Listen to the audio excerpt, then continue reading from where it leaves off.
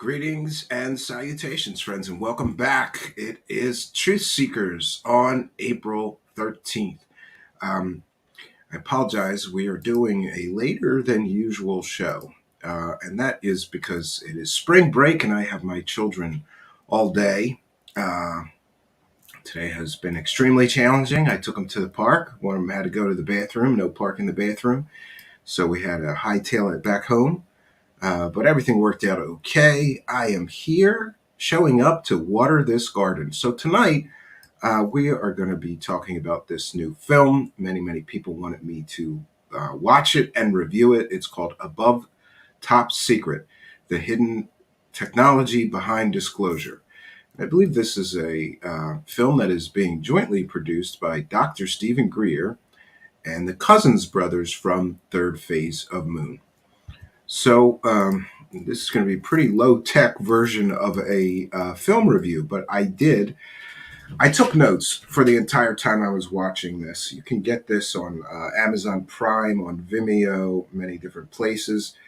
I forgot to put a link. I will put a link to their website, which has all the places you can purchase the documentary if you're so inclined, or if you want to purchase this film. So I've got a whole bunch of notes here to get through, and I'm going to try to get through this as rapid fire as possible. I took notes while I was watching the entire thing. But first thoughts, general thoughts. I don't know why they made this documentary. That's what I thought through most of it. And the reason I feel that way is because there is nothing, almost nothing. Let's be fair and say almost nothing new in this documentary. It is a retelling of a whole bunch of Dr. Stephen Greer's previous stories, largely, that were already in his documentaries already. But they're kind of cobbled together many of his talking points over the past 5 years. And then they got other people who I call the fluffers, the Stephen Greer fluffers. Sorry, because one of them is my friend. Michael Schratt is in this film. And that was another thought of mine, is that they completely and totally underutilized, because Michael Schratt is awesome. His research is awesome. He's very grounded in reality and gives sources, and he's just an excellent researcher. And I feel like they largely underutilized him in this, but that could be my personal bias, because he's the only person in this documentary that I find credible as a source of information about UFOs. The other people, Dr. Stephen Greer, John Souza, and Billy Carson, I find them about as credible as the National Enquirer. All three of those. And there was Jim Goodall as well, who tends to be a lot more grounded as well. He's done real scholarly work on things like the Blackbird. Has some excellent books on aviation history and Area 51. Again, the two then credible researchers that they did have at their disposal, which would be Michael Schratt and Jim Goodall. Yeah, Brianna, I am. Somebody's mentioning. I'm coming down with something, so I apologize for my scratchy sounding voice.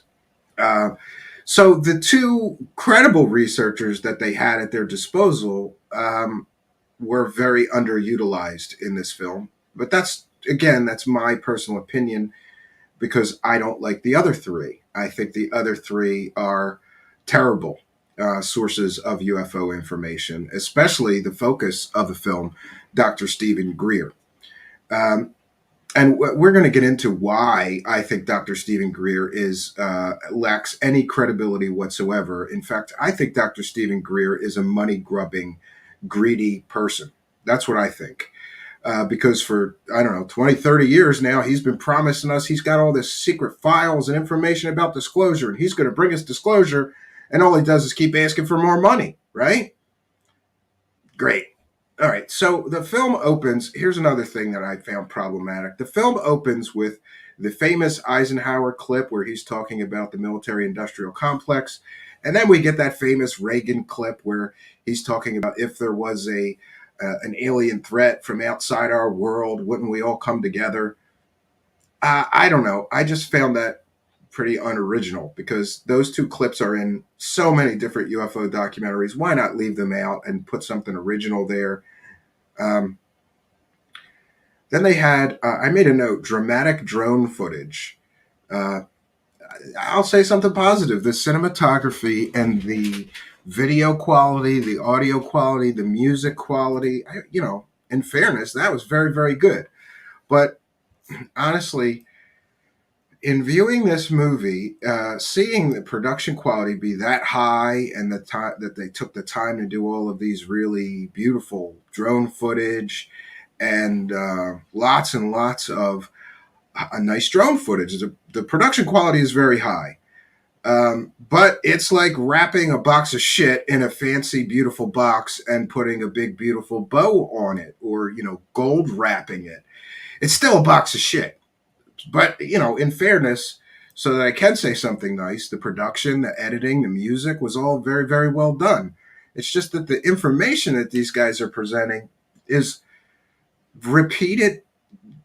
These are repeated talking points that all of these people have been using for years. And we've all heard this all many, many times before. Now, in fairness, maybe their audience was new people to the UFO subject. In that case, maybe it's okay that there was literally almost nothing new.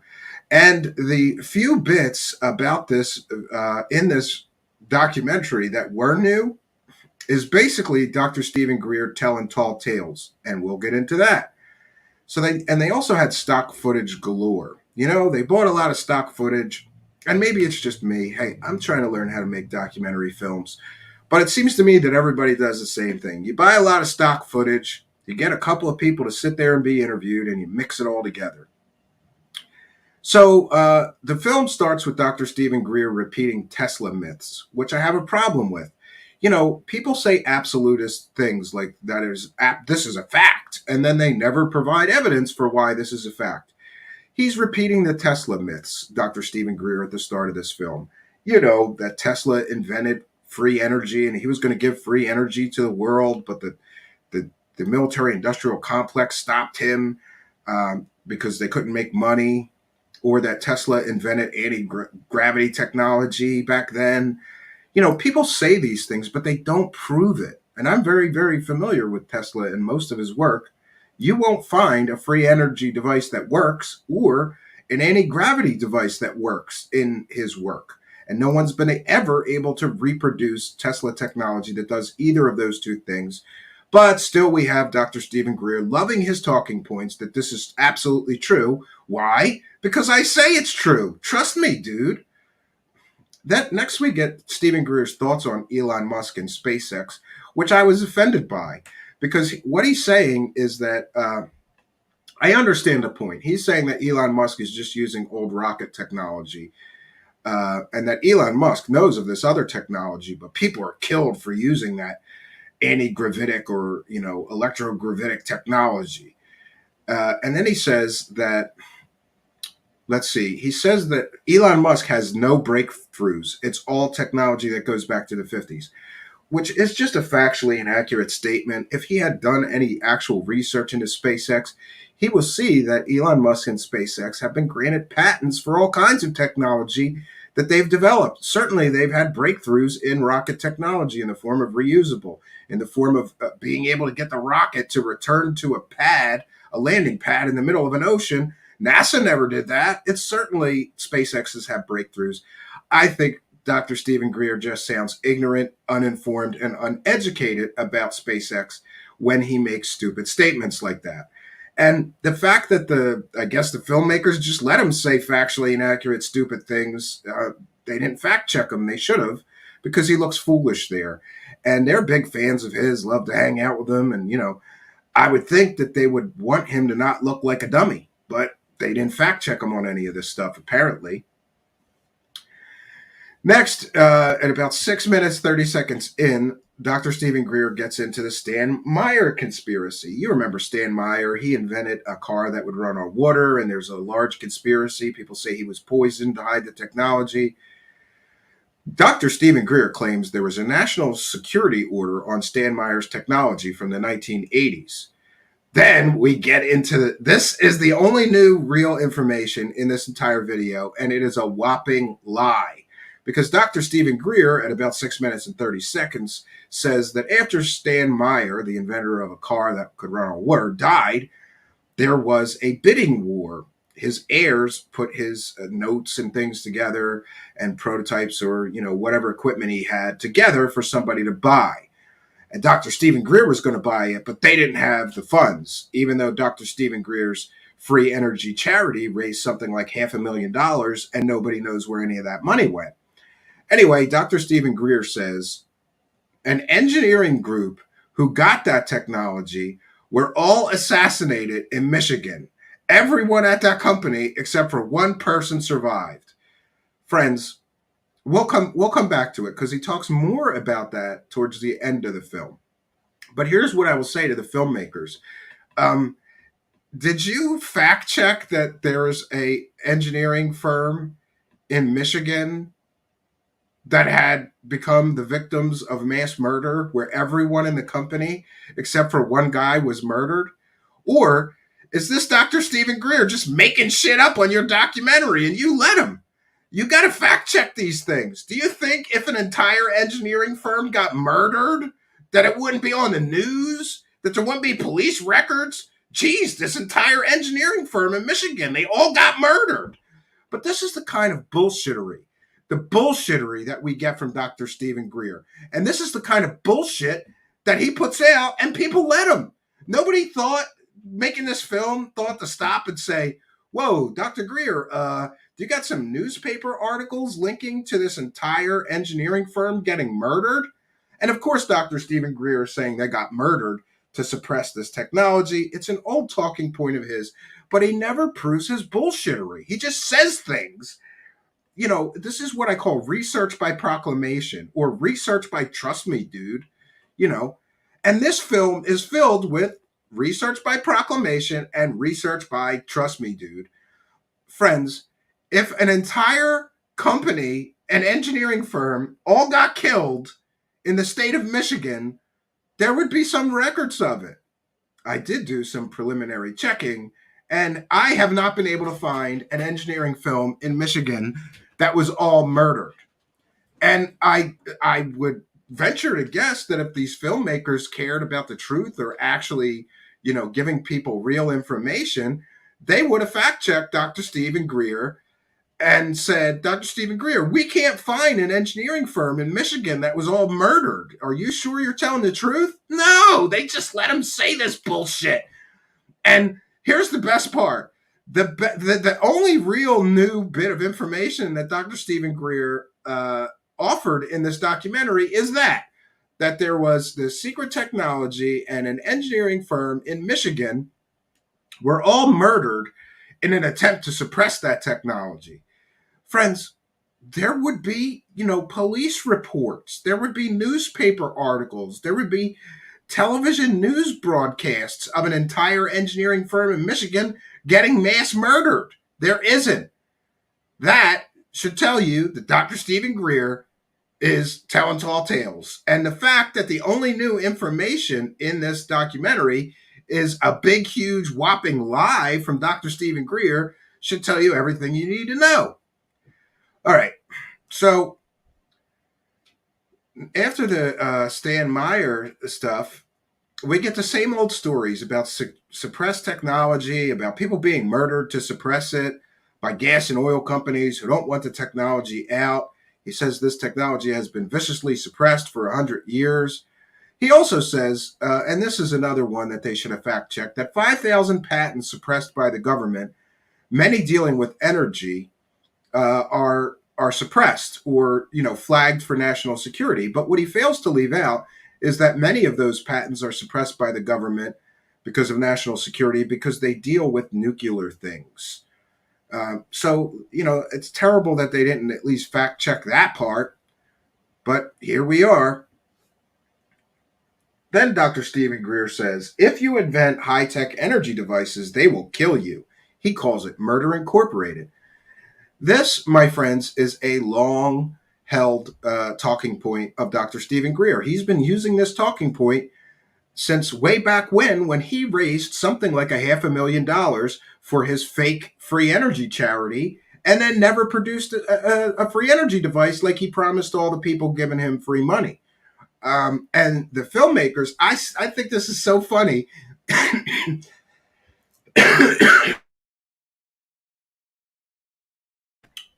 Pardon me. I think it's extremely funny, amusing even, that Dr. Stephen Greer talks about people being paid off with money to suppress this technology. And he's a man who raised $500,000 to open source a free energy device.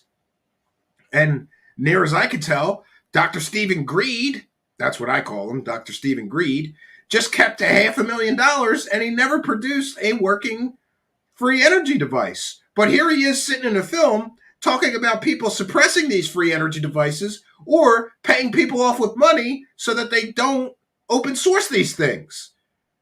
Talk about the pot calling the kettle black. Where's that $500,000, Dr. Stephen Greed? Where's your free energy device? Or did you take the $500,000 and, I don't know, bury the technology that you were developing? What technology were you developing? I don't think he had anything. I think he just collected a whole bunch of money and nobody knows where that $500,000 for his free energy charity went. And by the way, the charity went under eventually. All right. And of course, again, the same old talking points. The ruling elite class are suppressing this technology, the oil and the gas industries, the old guard, the people with all the money and power. Sure. But again, this is research by proclamation. If you're truly going to say that that's a fact and a reality, then why not provide some examples? Why not give us some evidence of that cover up? I'm certain that if you looked, you could find some, but they didn't do that. They just did research by proclamation. Saying this is true doesn't make it so. You have to provide backup for why it's true. Next in the film, we get Jim Goodall, and he was talking about presidential disclosure that Trump tried to disclose, and that the Biden or whoever the president is does not have access to things. If they wanted to go to Area 51, they need permission. Bureaucrats control the secrets, and you need to know. This is, again, an old talking point that there are levels of secrecy above the president and that the president doesn't automatically get access to all the secrets. I'm not sure what to believe about that, but nobody ever provides me with any proof of this commonly held belief in the UFO community.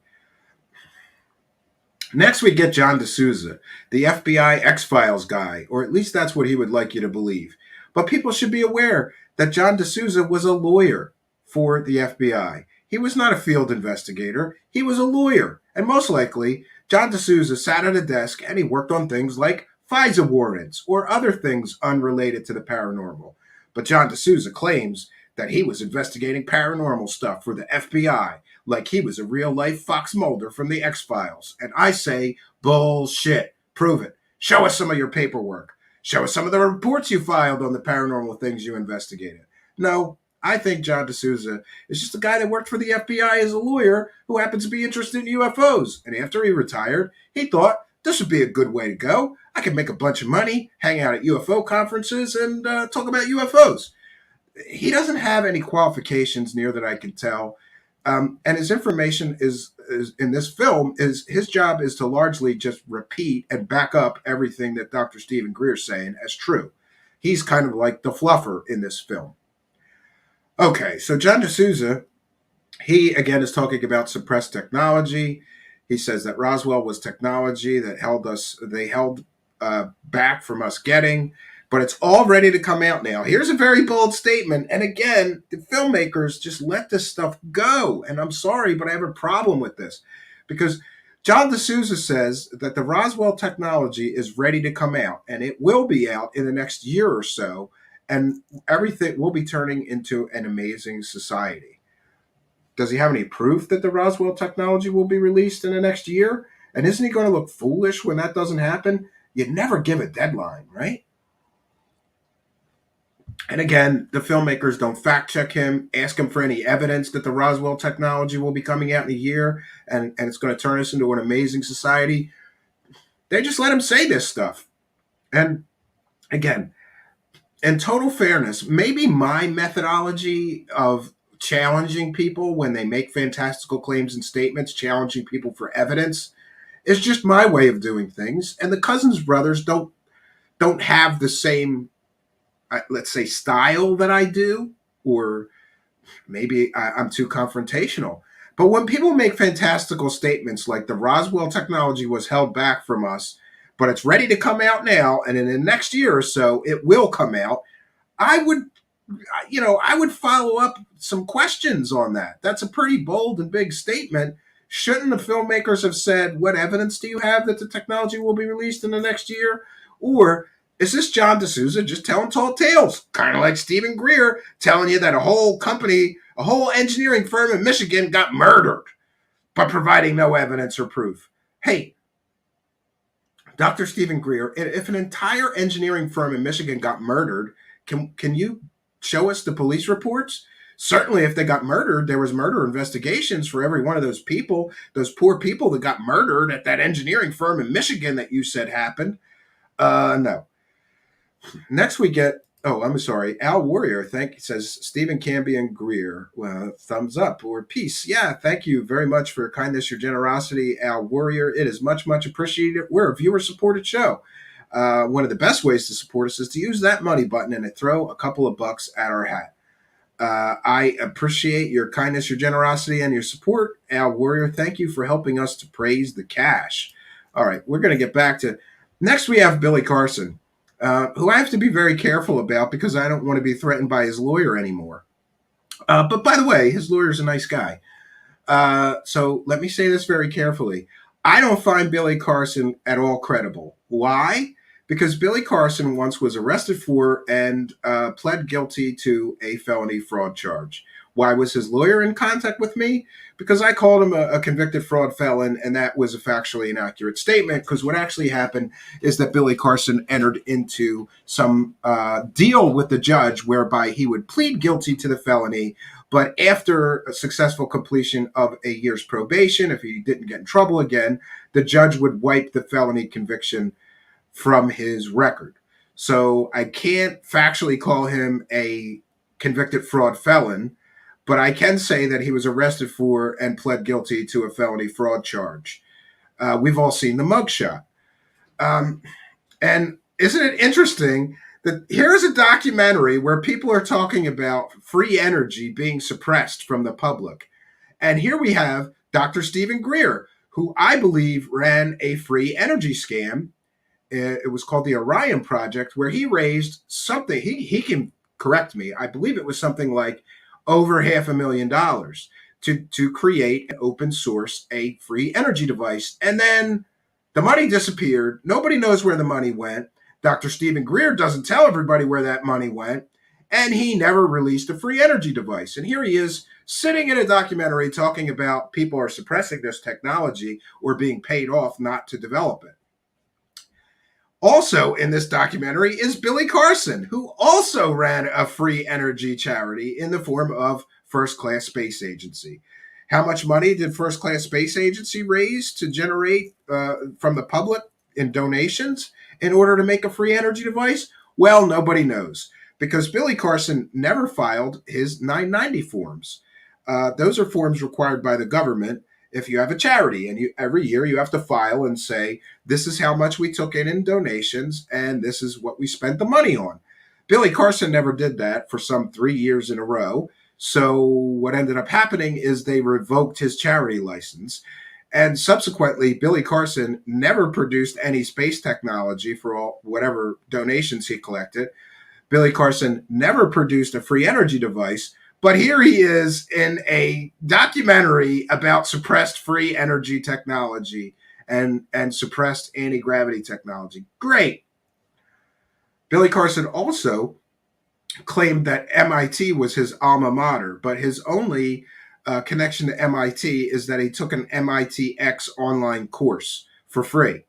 But somehow he tells people that MIT is his alma mater. There's all kinds of other problems with him running, let's just say, questionable raffles, with him selling questionable medical products.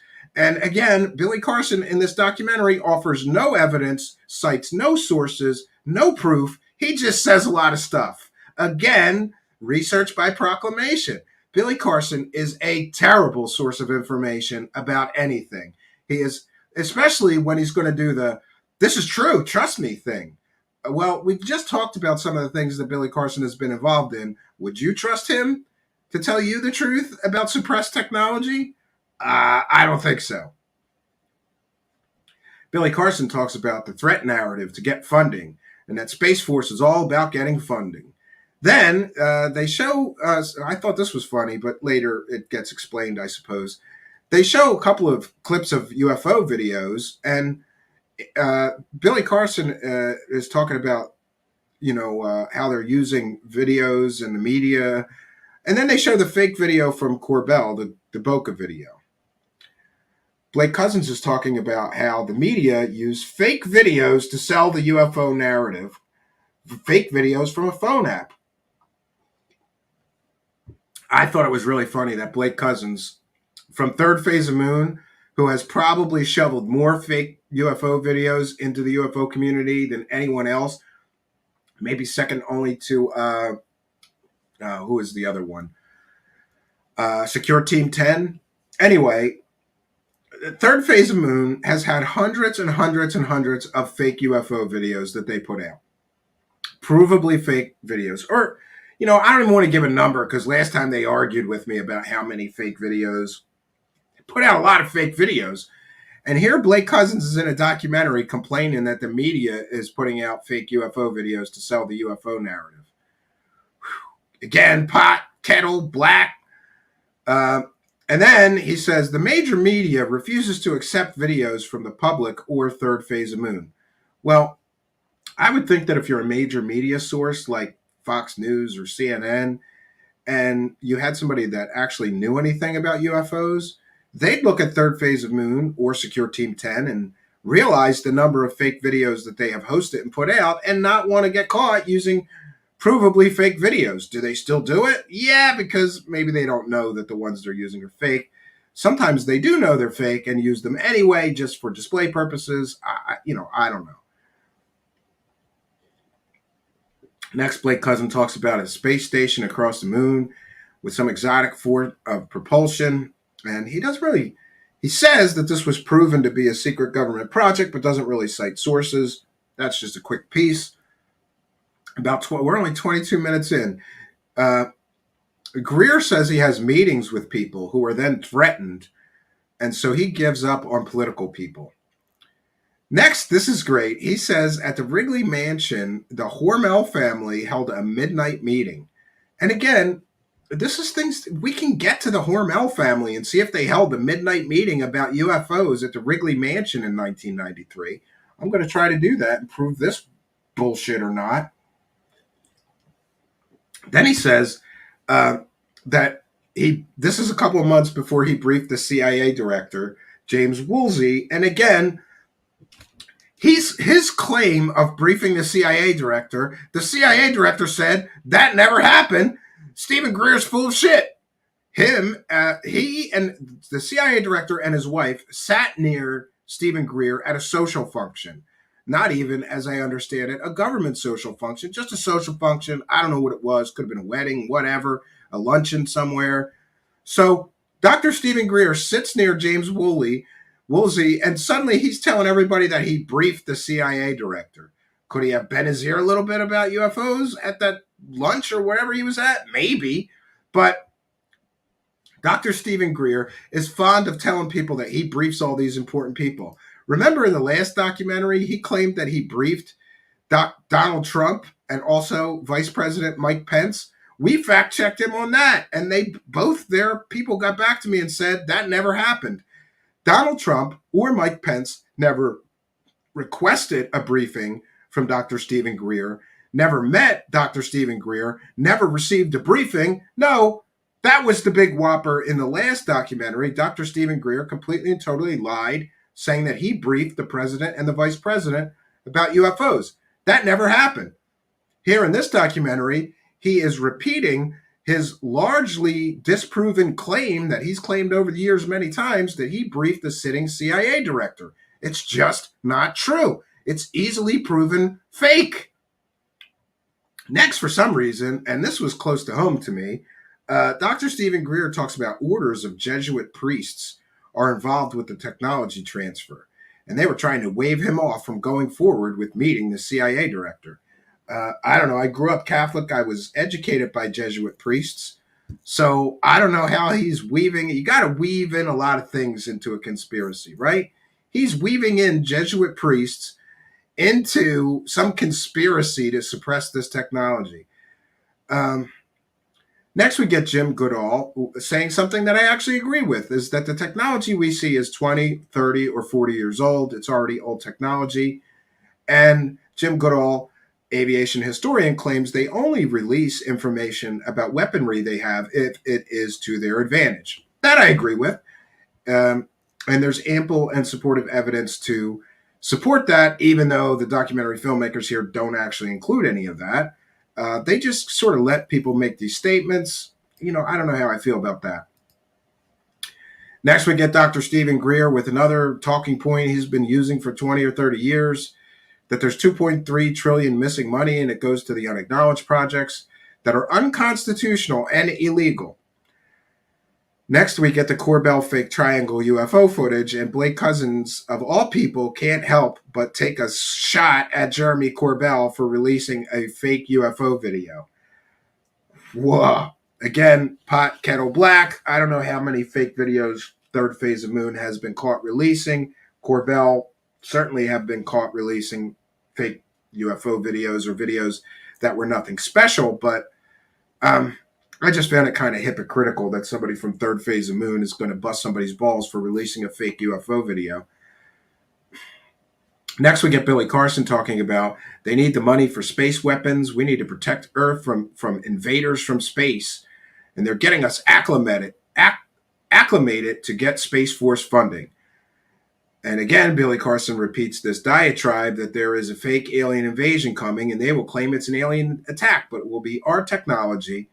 Then he makes a very absolutist statement. Billy Carson says, these beings have never threatened us. Well, I think you should go talk to the cows that got mutilated and all the victims of so-called alien abductions. I don't like absolutist statements. These beings have never threatened us. They shot a plane down once, didn't they? Or shot at, or they've disabled nuclear weapons. I would take that as threatening, but Billy Carson says they've never threatened us, which again is an absolutist statement. I would not have allowed that in the film if I was making this, but then again, I wouldn't allow Billy Carson in a film that I made. But you know, hey, here we are. Again, with the 2.3 missing trillions, the Rumsfeld clip that everybody puts in their documentary. And then Colonel Corso is cited as a reliable source of information by Dr. Stephen Greer, which is just laughable because Colonel Corso's book, The Day After Roswell, has been largely discredited as a complete and total work of fiction. Corso's claims that all of our technology, you know, microprocessors and all these different lasers, all these different things came from the Roswell crash, has been largely disproven and shown to be bullshit because most of those technologies was well on their way to being discovered before Corso says he secretly leaked parts of Roswell crash retrieval material to certain industries who then created, all kinds of different technologies. The fact that Stephen Greer is citing Colonel Corso as a reliable source and these filmmakers let him, okay. Next, we get John Souza. He's talking about a government cover-up. Then we get Billy Carson. Billy Carson says, we have teleportation, we have faster-than-light travel, we have portals, time travel, and all things are now possible and a reality. Yeah, he just said it.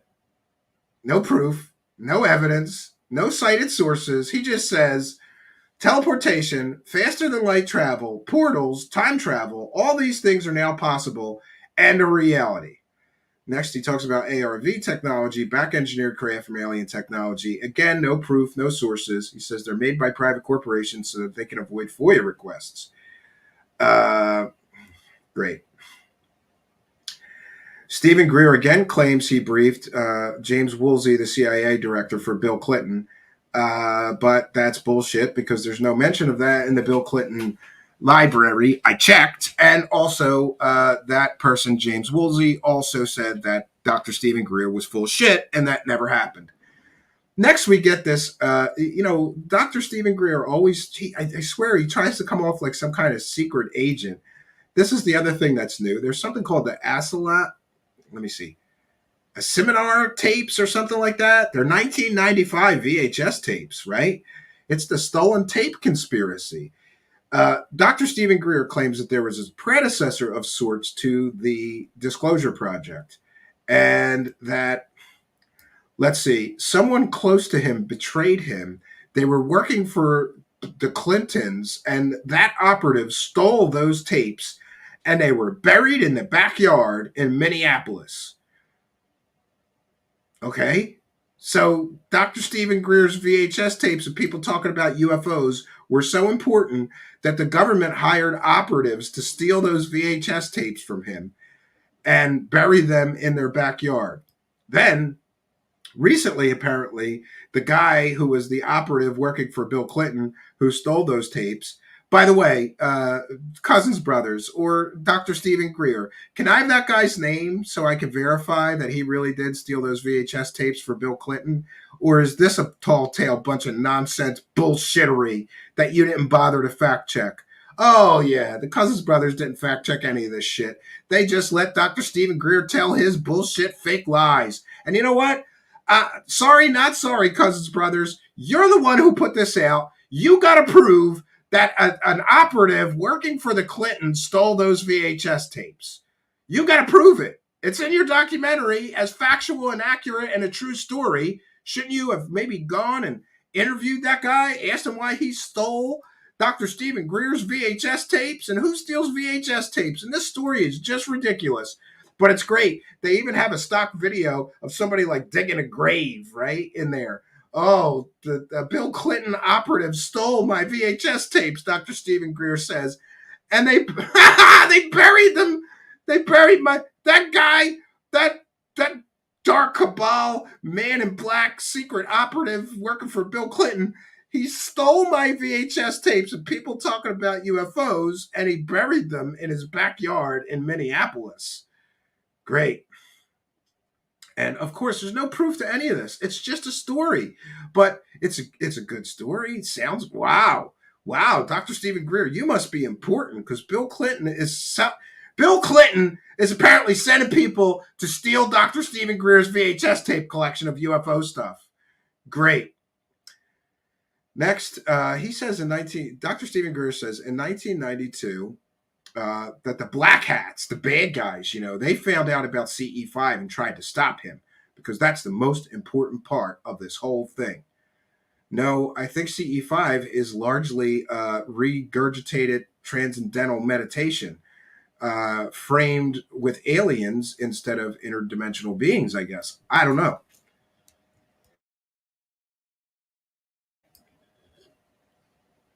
Okay, moving right along.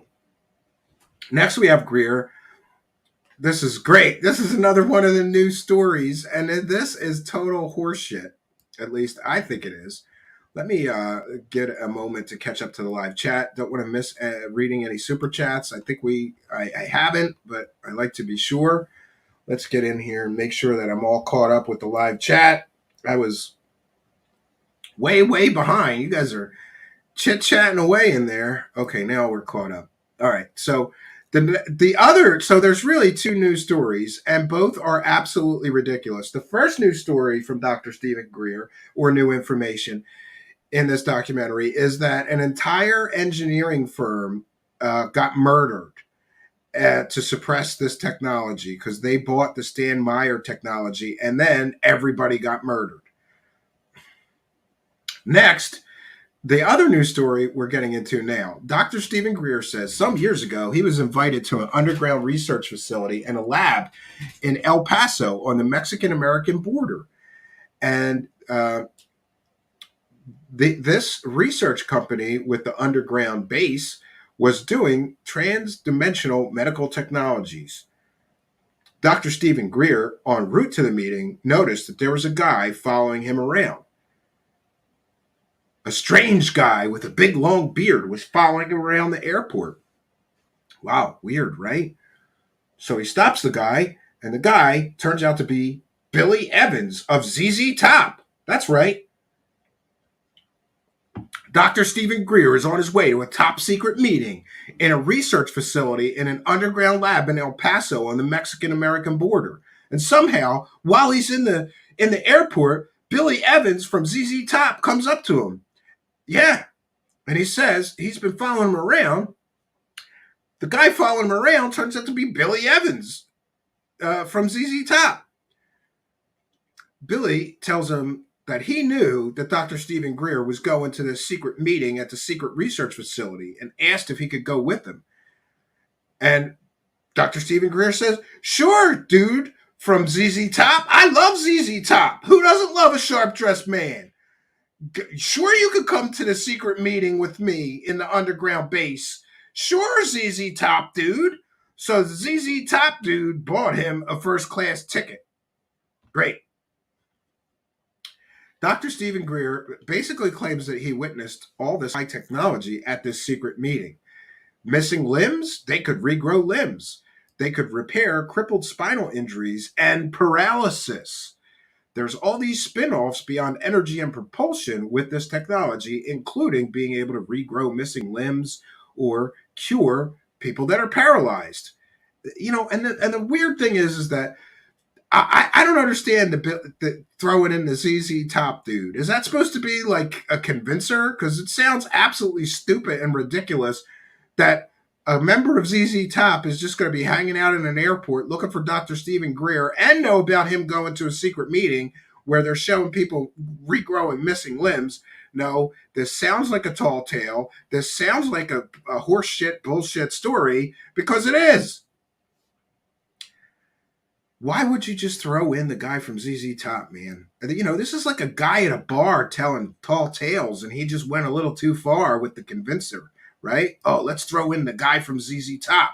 That'll make this sound more credible. No, it makes it sound absolutely ridiculous. Why would you include that? That's stupid. And what purpose at all including this story? Because Dr. Stephen Greer has no proof that he was in a secret underground base with trans-dimensional medical technologies. We're just supposed to believe him. He has no proof that he saw that they had the technology to regrow missing limbs or repair crippling spinal injuries and paralysis. He just says these things. And again, if you ask him for proof, the proof is, trust me, dude. Next, we have Michael Stratt, who talks about, will disclosure come? And Michael Stratt's very grounded. He says, I don't think it's coming anytime soon. And the longer it takes, Philip Corso's UFO course gets more and more real. And Philip Corso's curse, of course, is that you won't know anything more about UFOs on your deathbed than you do right now.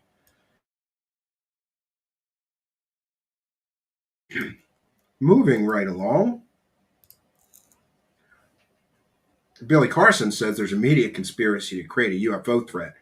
Aliens, oh, here's another whopper. Billy Carson says, aliens can scan our defense systems and see that we have bombs pointed towards ourselves, and that they deactivated nukes to show their true power. Now, there may be some evidence that some UFOs over nuclear facilities have deactivated nukes. But again, apparently Billy Carson, and by extension the Cousins brothers, just endorsed research by proclamation, because Billy Carson says that aliens can scan our defense systems and see that we have bombs pointed towards ourselves. Absolutely no evidence is presented of that, but we're just supposed to believe him. Why? Because trust me, dude. Next, Billy Carson says big industrialists block Tesla electric and electrogravitic tech in the late... Oh, no, this is Stephen Greer. Says that big industrialists blocked Tesla electric and electrogravitic tech in the late 1800s and early 1900s. Then he talks about the Wilbur Smith Canadian memo saying that this technology, this UFO secret exceeds the secrecy of the hydrogen bomb. Again, this is one of those talking points he's been using for a long time. And as far as big industrialists blocking Tesla tech and electrogravitic tech in the late 1800s and early 1900s, a lot of people say that. Nobody ever provides the evidence or proof other than maybe somebody pulled some of his funding when he was doing that tower, right? But somebody pulling funding is not proof that they tried to block his electrogravitic tech. And again, people like Stephen Greer love to assign all kinds of magical technology to Tesla, like free energy, like anti-gravity, but they never prove it. They just say it. And I guess if enough people repeat a lie, people just believe it because people believe this about Tesla. I'm here to tell you, I have probably every book that has been written about Tesla and Tesla technology. There's no actual evidence or proof that he had a working anti-gravity system or a working free energy system. Very brilliant man. He has invented, let's see, remote control, AC power, and 100 other things, electric motors, electric generators. Tesla is an amazing human being, but there's no proof that he had a working free energy device or a working anti-gravity device. That's just bullshit that UFO people like to repeat ad nauseum and never provide any evidence of. Yeah. Next, he talks about that there was people embedded in his organization. This is Dr. Stephen Greer. And he says they were actually working for the government. And remember, they stole his VHS tapes. Those damn government men in black, they stole my VHS tapes. 1991, Dr. Stephen Greer met with a mysterious man who told him he needed millions of people to know who he was, or he was a dead man walking, and that he needed a dead man switch to protect him. And by the way, Dr. Stephen Greer has a dead man switch, and it is a laugh riot. We're going to cover it here one time. What's a dead man switch? That's a bunch of information you put together and instruct people that if something bad should happen to you, like you should die, then release the Kraken, right? Release this batch of information I have. If I should die, Dr. Stephen Greer has a dead man switch, and it is a laugh riot of bullshittery. Okay, next we get several people. He says several people on his team died under mysterious circumstances. Now, this is new. Because did you know that previously Dr. Stephen Greer has said that several members of his team were murdered by the government? And then people started challenging that. So suddenly, the narrative changes from Dr. Stephen Greer saying that people on his team were murdered by the men in black or the government, you know, the bad guys, to saying several people on his team died under mysterious circumstances. Al Warrior with a kind and generous $2 donation. Thank you. $2 super chat. Saying, good show. Thank you for your kindness, your generation, your generosity, and support. Much, much appreciated. All right. Let's see. What else we got here? We have, and then he says that in 1997, 1988, people came to him from the government that were white hats and said, look, we'll give you protection from those black hats and you won't have to worry about you or anybody on your team getting murdered anymore. Then we get back to this story about the engineering group in Michigan who all got murdered. He says whoever gets this technology, he contacted them and said they will have to do it open source. Otherwise, they will all be killed. And a couple of years later, he says, he literally says this in a documentary, Lord someone in Great Britain who was the money behind their acquisition contacted me and said they're all running for their lives. Lord so-and-so said these systems would change the world and they need to get to an eco-friendly country because they are getting threatened with murder. So Dr. Stephen Greer wrote a memo for Lord so-and-so, that's what they call him, an anonymous source, Lord so-and-so in Britain. Greer tells them how not to get murdered for disclosing this super secret technology. He says, give it away, open source it, and don't try to profit. But they wanted to profit. So all the guys in that engineering group in Michigan all got murdered. And can we talk to Lord so-and-so from Great Britain? Dr. Stephen Greer, or is that a fake anonymous bullshit made up source? And come on, cousin brothers, you let him call a source Lord so and so from Great Britain? Jesus Christ, this amateur hour garbage. All right. Dr. Stephen Greer then goes on to say that this tech would replace every technology we have and transforming the world. And these people didn't let go of the profit motive, and that's why they got murdered. Then he says he met with a guy who knew one of the people at that Michigan engineering firm.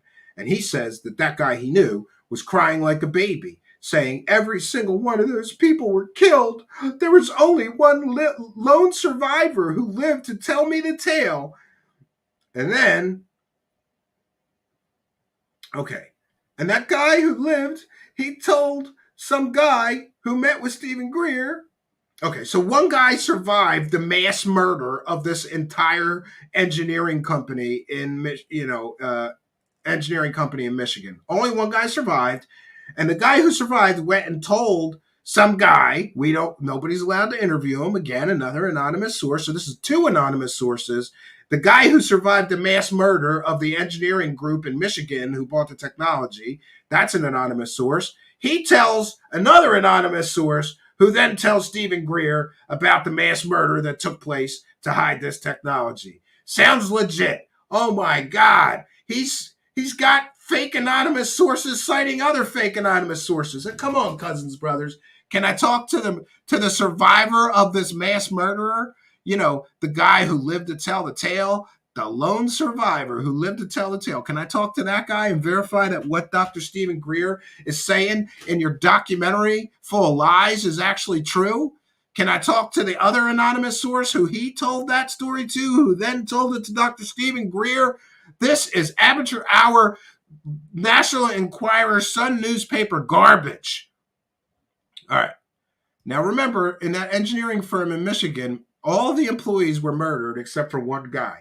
So what did I do? I checked with the state police in Michigan. That's right. I was on the phone all day. And I was trying to get somebody who recalls the mass murder of an entire engineering firm, save one lone survivor. And wouldn't you know that the state police have no records of a mass murder that took place, or a group of murders that took place with victims from any engineering firm in Michigan. Busted! Dr. Stephen Greer, you just told a huge whopper in this bullshit documentary full of bullshit. The state police have no records of an engineering firm in Michigan that suffered the tragedy of many or all their employees murdered except one. And I got lucky. Got a nice, kind lady in the records division there who did an exhaustive search. There's no police reports of a whole bunch of murders from any engineering firm in Michigan. There's no records. What does that mean? That means that Dr. Stephen Greer made all this shit up. And that means that the Cousins brothers didn't bother to fact check this huge whopper of a story that literally, a high school research person could go, yeah, we could call the state police and have them cross-check their files and see if we could find an engineering firm in Michigan where many or all their employees were murdered. Oh, that's right. Those records don't exist, which means this story is horseshit. Congratulations. You put a horseshit story in your documentary. All right, let's see. Next, Dr. Stephen Greer says he's meeting with government officials and his group can get the technology, but these people from the government don't want to help because their careers will end if they try to out this technology. Let's see. Next, he ties in real-world events to his greater conspiracies, like the weapons of mass destruction and how they lied to us about that, and says that all wars are money scams. Hey, for once, I agree with him. Beware the military-industrial complex. But this documentary attempts to equate the fact that they lied to us about the Iraq War. Basically, they're trying to say, see, they lied to us, so they must be lying about all this UFO stuff that Dr. Stephen Greer is telling the truth about. But here we just see that Dr. Stephen Greer doesn't tell the truth. He gives us stories full of bullshit. And the documentary filmmakers just let him tell his bullshit stories, and they don't care to fact check. Carolyn Barnett with a kind and generous $9.99 super chat. Thank you very much. Stephen does his research. Proud of you. It only took a few phone calls to get a very kind, interested person that said, "What? A mass murder? What do you mean?" And I'm like, there's this guy. And these conversations are always fun, Carolyn Barnett, especially if I get somebody that's like maybe having a fun, not so fun day. I try to make their day fun. I go, all right, there's this guy. His name is Dr. Stephen Greer, and he said that this entire engineering firm in Michigan all got murdered because people were trying to suppress the technology they had. And the girl that I was talking to laughed. She was like, they all got murdered? I'm like, all but one. One man lived to tell the tale. It was a fun conversation. She helped me out, checked all these records. No, there's no, and look, there would be media attention to something like that. All right. We're gonna thank you for your kindness, your generosity, and your support, Carolyn. Much, much appreciated. All right. Next, we have Billy Carson. This is another whopper. Again, research by proclamation. Again, trust me, dude. No sources, no proof. Billy Carson says Obama got partially briefed into these secret projects because he had to launch a secret mission to deflect an incoming asteroid and save Earth. I don't even know what to do with that. Where's the proof that Obama had to launch a secret mission to deflect an incoming asteroid? And if the mission was secret, how come you know about it? Because I don't understand. There's absolutely no proof offered in most of this documentary. It's just people making statements, and there we go.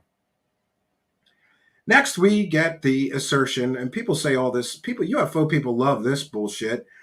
All these presidents tried to get to the UFO secret, but they were kept out because of course, there's that UFO mythology that there's 27 levels of top secret above the president, and the president doesn't always get to it. I beg to differ, but whatever. Bex is here with a kind and generous, I think that's 50 Norwegian. Thank you very much. From Norway says, keep up your skepticism, Stephen. Will do. I need to, but thank you very much for your kindness, your generosity, and your support of the show. It is much, much appreciated. Thank you for helping us to praise the cash.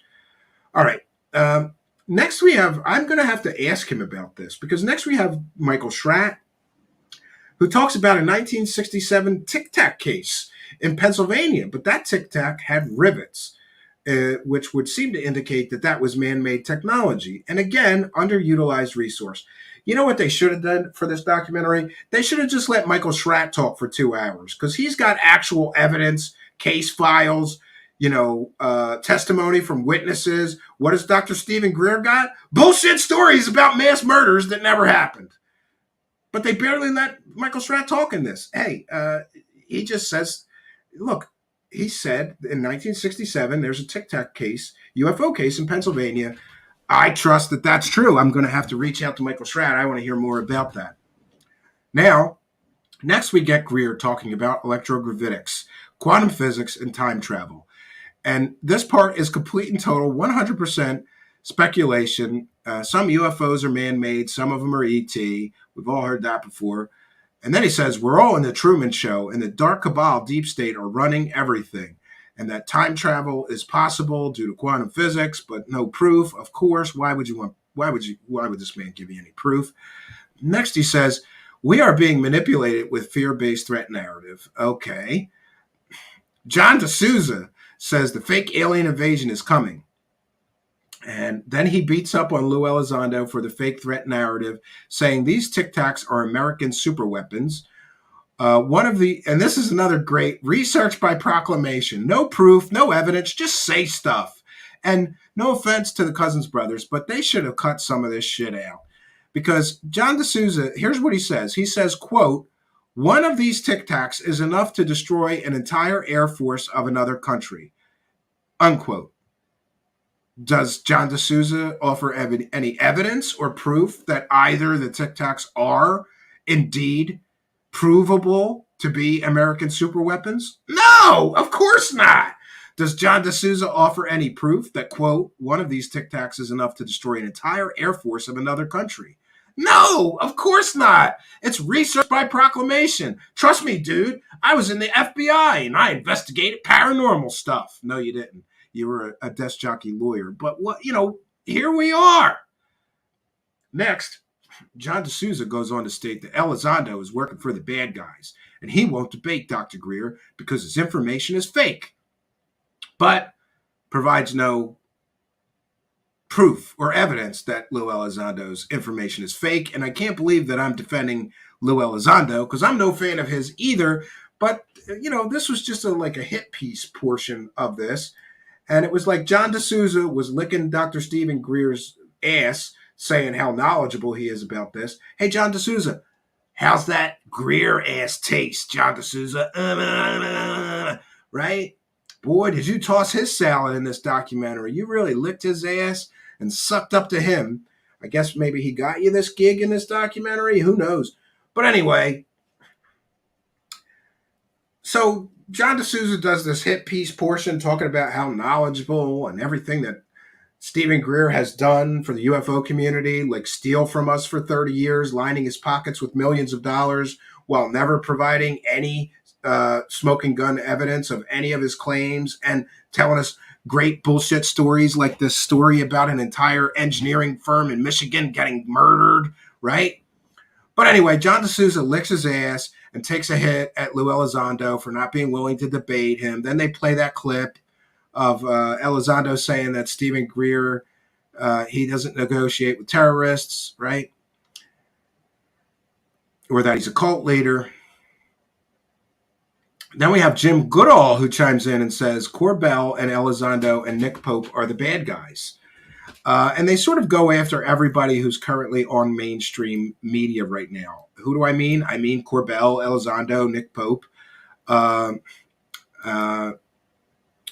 Christopher Mellon, and other people that you may have seen on Fox News or CNN talking about UFOs. Those guys are all the bad guys. But we here telling these tall tales full of bullshittery, we're the good guys. Okay. And Jim Goodall, John D'Souza, Elizondo won't debate Greer, said I don't negotiate with terrorists.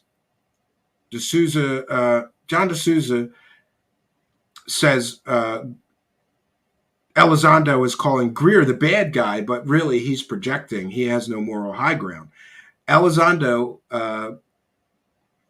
D'Souza says Elizondo won't debate anyone with knowledge of this and that he is a disinformation agent. And while I may believe that personally, I think he should have provided some information. He used to work for the FBI. He should have some contacts, get some proof for us that he's truly a disinformation agent working in op. But he doesn't. Again, research by proclamation. Greer says Elizondo is telling provable lies, but he never proves them. And then they talk about John Warner says Chris Mellon is lying. They're counterintelligence officers. Lou told someone, this part I love. Lou told someone Greer knows. So next we get Dr. Stephen Greer, who says Lou Elizondo told somebody that he knows, Dr. Stephen Greer knows, said Elizondo said he was in a facility that housed an ET craft.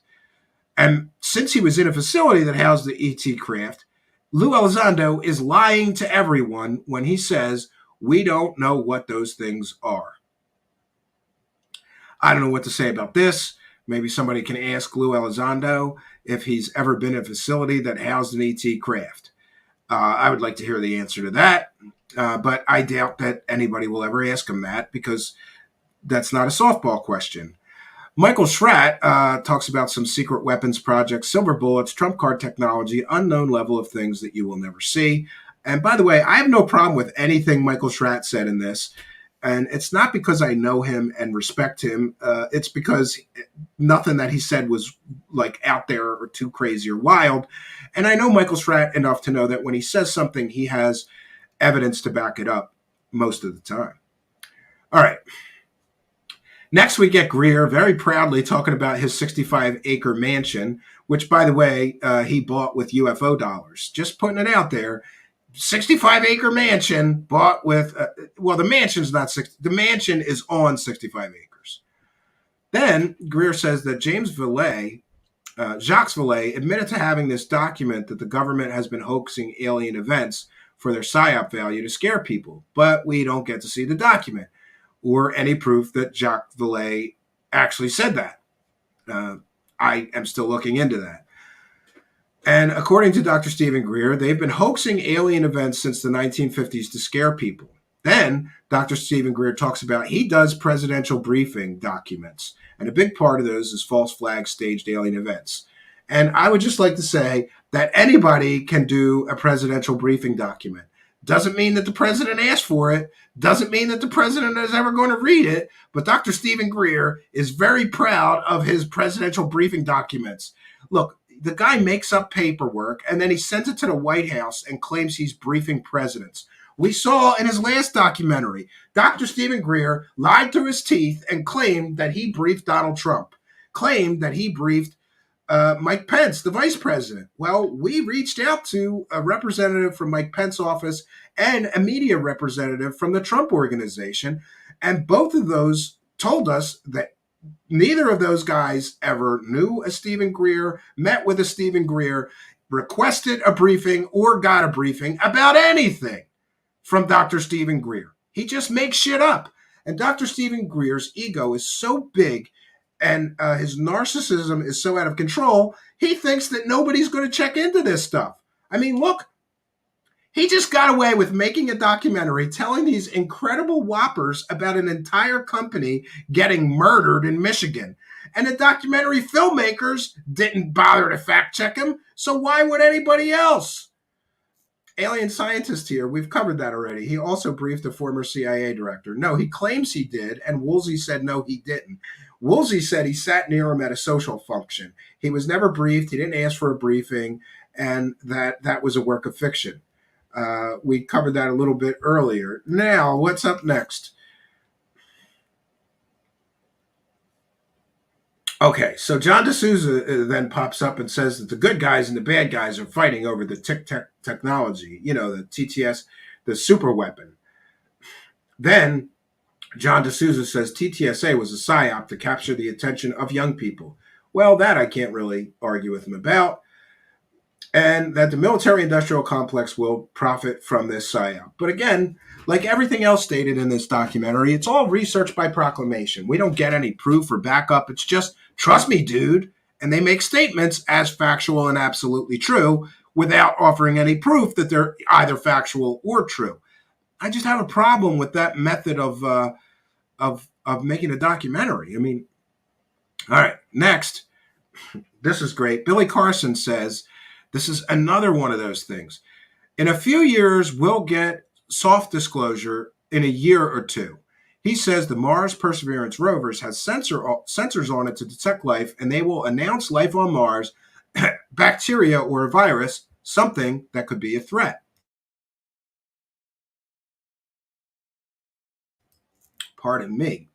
So, again, research by proclamation. Carson just says that in a few years, they're going to disclose to us through the Mars Perseverance rover that there's life on Mars, that's a bacteria or virus, something that could be a threat.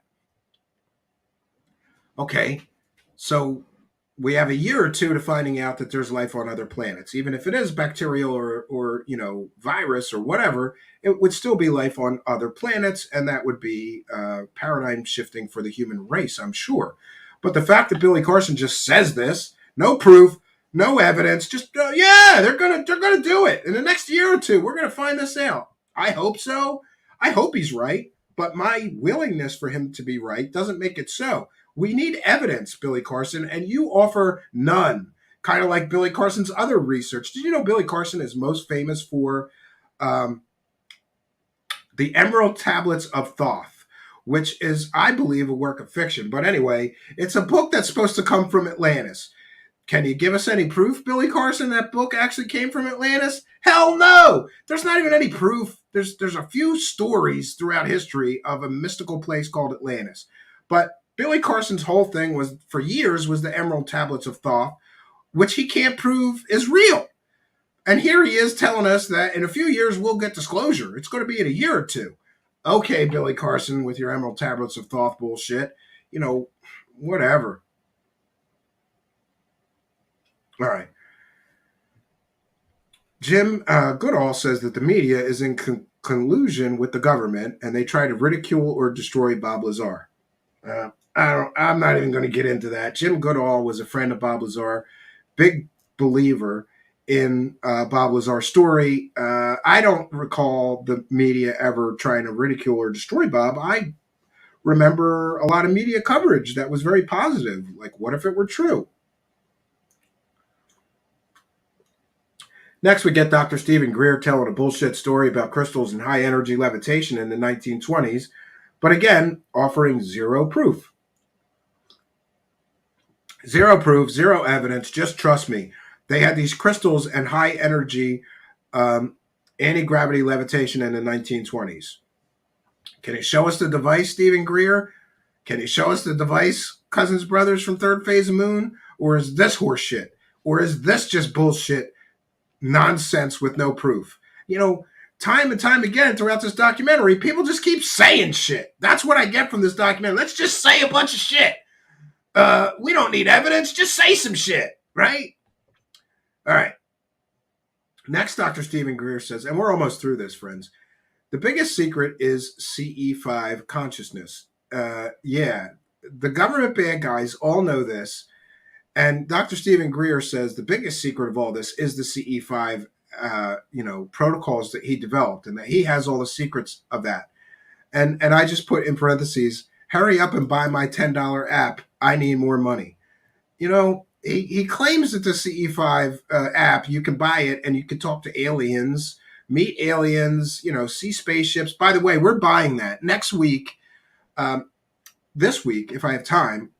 In the next couple of weeks, we're going to buy the CE5 app. Then we're going to meditate and try to talk to aliens, and we're going to report the results. I'm going to film it all. I think that'll be fun. And I'm going to do it at the cabin where there's a high likelihood that we might see some shit up in the sky. But is it going to be aliens? I don't know. Does that app work? I don't think so. Is that app a scam? I think so. And that's my personal opinion, and I'm entitled to it. You're literally telling people that if you buy my app, you're going to see spaceships and interact with aliens for $10. Wow. For only $10, I can see alien spaceships and interact with aliens? How is this not consumer fraud? Who knows? Next, Jim Goodall says aliens are not a threat. This is a stupid argument. I like Jim Goodall, by the way. One of my favorite books is his book on the Blackbird. That's my favorite airplane of all time, the SR-71 Blackbird, and Jim Goodall has a book on that. I like Jim Goodall, but he's using this argument here that I've heard many, many people in UFOs use that I think is ignorant and stupid. And, I'm just going to say that. Jim Goodall says that aliens cannot be a threat because they have such high technology. They can exterminate us at any time and haven't yet. Therefore, they are not hostile. They are not a threat. I think this is stupid logic. And here's an example I could give. Let's say you were walking through the jungle and you saw a tiger who was laying down half asleep, right? Maybe the tiger wasn't hungry that day. And you saw that tiger and you said, wow, look at those teeth. Wow, look how big this tiger is. Look at those claws. That thing could kill me in a minute. But it's not. It's just laying there. Let me walk away. Must not be a threat, right? And then the next day you saw it and it didn't look interested in killing you and eating you. It just let you walk down the path and just laid there with those big teeth and those big claws, and it could kill you any minute. But to decide that tiger is not a threat because he hasn't killed you yet is a stupid argument. And people do this about aliens all the time. Dr. Stephen Greer has done it, and I think that Jim Goodall here is just repeating one of Greer's talking points, is that aliens could exterminate us at any time. They haven't ever done that, so they must be all good guys. These absolutist statements are stupid, and I think this is dumb logic to say that they're not hostile. What if they're just, observing us and they haven't begun the invasion yet? We don't know. And I think it's ignorant to make statements like that, my opinion. All right. Next, we get back to Greer, who says, and we're almost done here, these secrets are above the president. Then he says, our presidential documents list all the companies, all the people, all the underground bases. Wait, Dr. Stephen Greer knows where all the underground bases are? Why don't you release that information? That would be some groundbreaking stuff. He says that the president has no control or insight into any of this. Presidents are kept in the dark. Even if told something, they don't have something called command or authorization, so they can't get any access to control these projects. Again, these are nice talking points, but he doesn't provide any evidence, any proof, nothing. It's again research by proclamation, research by statement without proof. He's not offering any evidence. He makes these statements and we're just supposed to believe him. But we have seen time and time again that Dr. Stephen Greer has been caught lying through his teeth many, many times. You know, there was a recent, we'll get back to that. So, in closing, what could I say about this? That's pretty much it. But, you know, I want to be fair and I want to try to be kind to these cousin brothers because here's what I'll say. I'm trying to learn how to make documentaries. I'd love to get into documentary filmmaking. So what I'll say is that this documentary had some very nice drone footage and very nice production quality all throughout the video. It had excellent music, excellent editing and pacing. The camera quality was incredibly high. They must have really good, expensive cameras. I'm jealous of that. And probably a really nice, expensive drone to produce this kind of beautiful, nice drone footage that's in the documentary. The audio quality of all the speakers was incredibly well produced, and everything was very professional insofar as if I didn't know that the Cousins brothers produced this, I would have thought that some more well-known, more well-established film production company or documentary production company made this documentary. So for a production, let's not downplay the importance, pardon me, of production in producing something like this. If I were to go on a 1 to 10 scale for production quality, and that means all the things I'm talking about, the cinematography, the audio quality, the music quality, the mix of everything, how everything was mixed properly. For production quality, I would give this documentary a 10 out of 10. Knocked it out of the ballpark, right? But for information quality, I give it a 1 out of a 10. And for bullshit factor, I give it a 10 out of 10. There's just far too much bullshit in here. They should have done some fact checking. Or, you know what I would have liked to see them do? Because, look, really, I don't have anything against those guys. They're doing something I would love to do, which is make documentary films. I would have loved for them to finish a rough cut of this film and then call me and let me see it and then me give them these notes and then maybe go back and do some, follow-up questions or something because, I'm trying to be fair here, but I think it was very irresponsible of them and convenient. Remember, they're trying to make money at this. By the way, I had to pay $13 to do this review. And did I feel, that's another thing, on a scale of 1 to 10, 10 being I totally got my money's worth, or 1 being I feel like I didn't get any of my money's worth, I would give this a 2 for is it worth the money, right? I don't feel that this was worth the money, largely because there's nothing new here except for 2 stories from Dr. Stephen Greer, one involving the guy from ZZ Top meeting him in an airport while he's on a secret mission, offering to go on that secret mission with him, and the other story involving, which I think is completely and totally bullshit. We've checked with the Michigan State Police. Dr. Stephen Greer claims that an entire engineering group in Michigan was murdered because they had this top secret technology and they were trying to develop and disclose it. I don't know, man. So, my biggest criticisms is there's no new information here. If you've been involved in UFOs for any length of time, I found this hard to watch because it was like, all right, get on with it. Where, I've heard this. And granted, in full disclosure, I have ADD, and some of you noticed this. I get a lot of shit for it. When somebody is talking, I tend to interrupt them. because I've got ADD and my mind is going a mile a minute. And if it's like, if I understand what they're saying or I've heard what they're saying before, I want to just get to the next part. And that's how I felt watching this film. It was like, oh, Jesus, is the same talking points over and over and over again that have been in the previous three Dr. Stephen Greer films. There's nothing new here, except for those two stories, which I believe are largely bullshit. I mean, come on. The guy from ZZ Top came on the guy from ZZ Top went on a secret mission with Dr. Stephen Greer to an underground base where they saw technology that could regrow limbs. Boy, that's pretty deep bullshit there, right? And maybe we'll try to call that guy or get some confirmation of that story and prove that story's bullshit. And the other story that an entire engineering firm in Michigan got murdered because they tried to disclose this technology. We checked with the state police. No mass murders of an entire engineering firm on record. Wouldn't you know, Dr. Stephen Greer just made up that horseshit. So the only two new things in this documentary are bullshit stories, that one of which we can easily prove is complete and total horseshit. And the other one, I'll work on it and I'll let you guys know.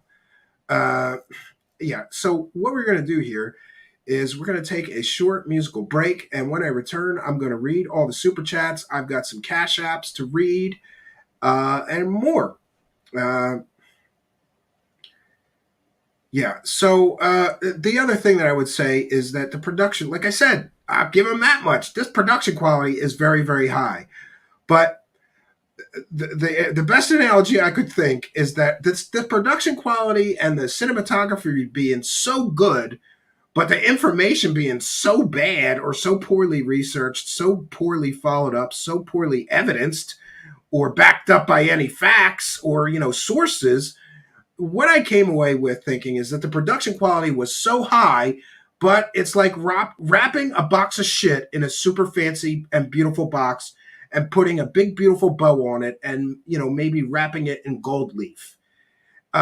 Very fancy, but it's still a box of shit when you get down to it. And that's where I'm at with this. I try to be as honest as possible, but I am trying to be fair to those guys. And, they're welcome to fact check my fact check. They're welcome to show me an engineering firm in Michigan that got mass murdered.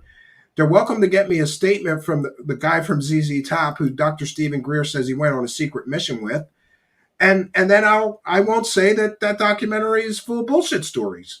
But until they do, I mean, the burden of proof is on them. They put this stuff out like this was real.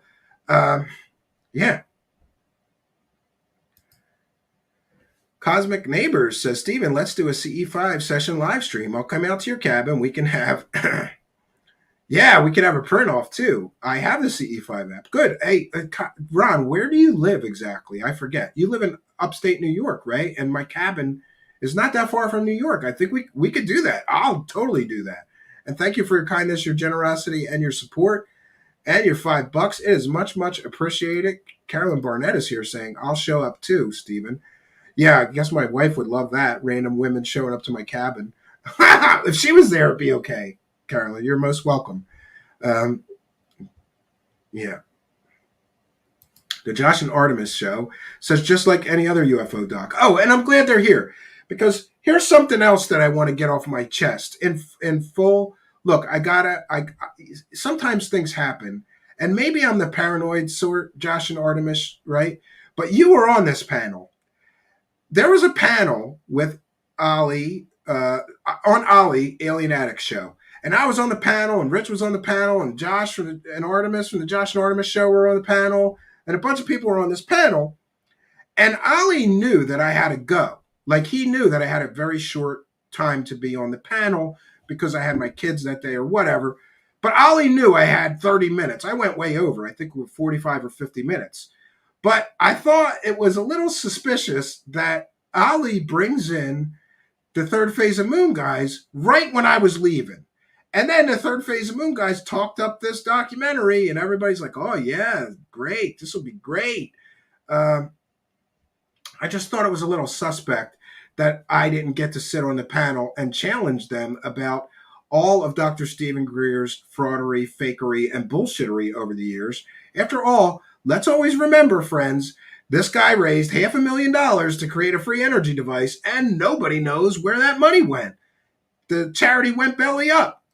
This guy also raised $1 million to make a documentary film about a dead baby that he swore was an alien. Turns out it's just a deformed human. You know, a guy willing to use a dead baby to scam people for alien UFO dollars, probably not somebody you should trust. But it does appear that the Cousins brothers are all chips in. They're big supporters of Dr. Stephen Greer, even getting involved in this beef between him and Lou Elizondo. And see, I get it. Because, you know, not to be critical, but this is this is their jobs, making money selling UFO stories. This is the Cousins brothers' jobs. So their support of Dr. Stephen Greer is, I believe, based largely on a financial motive.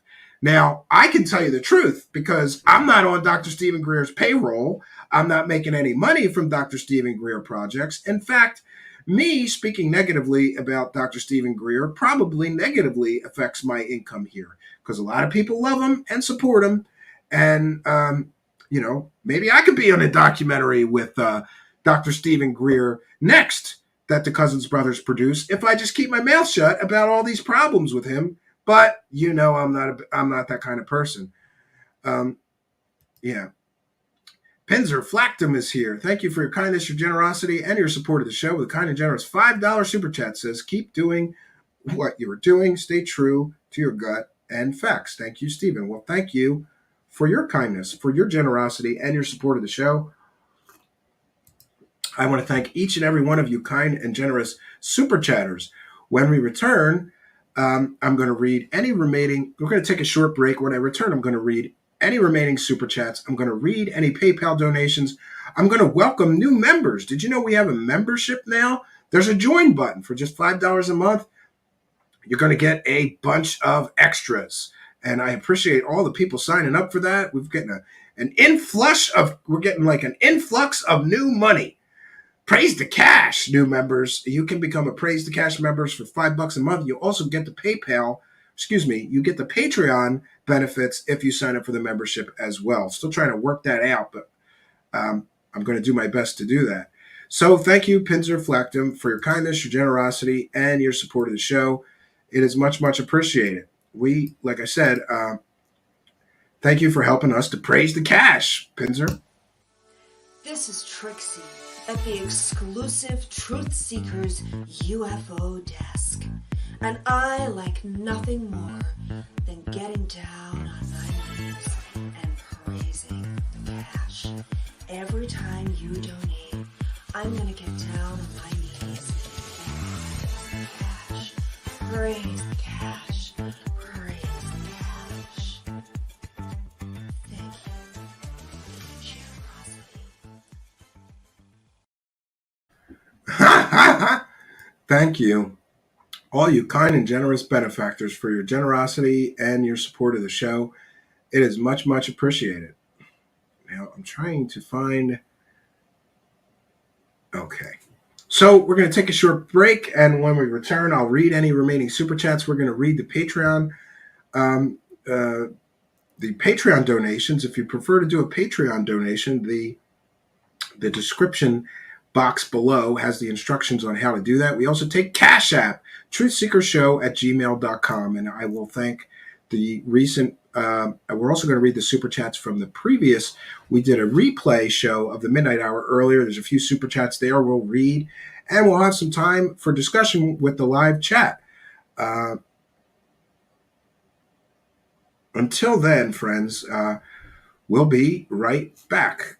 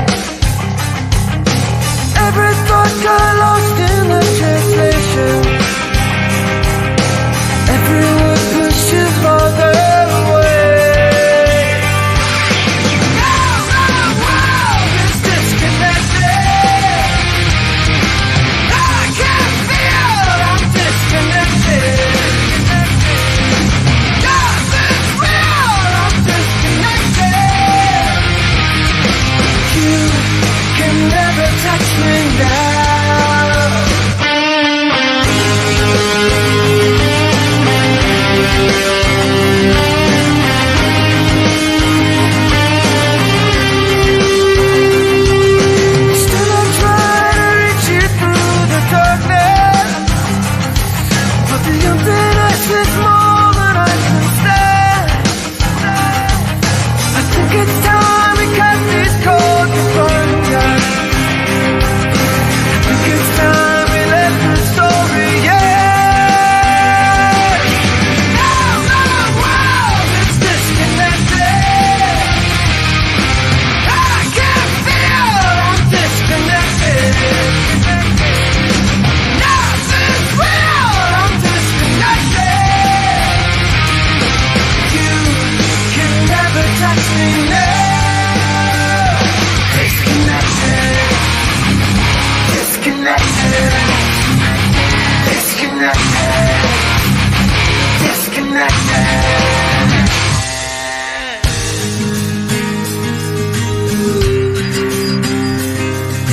I think it's time we cut these cords that bind us. I think it's time we let the story end. My whole world is disconnected. I can feel I'm disconnected. Nothing's real, I'm disconnected. You can never touch me now. Disconnected. Disconnected. Disconnected. Disconnected.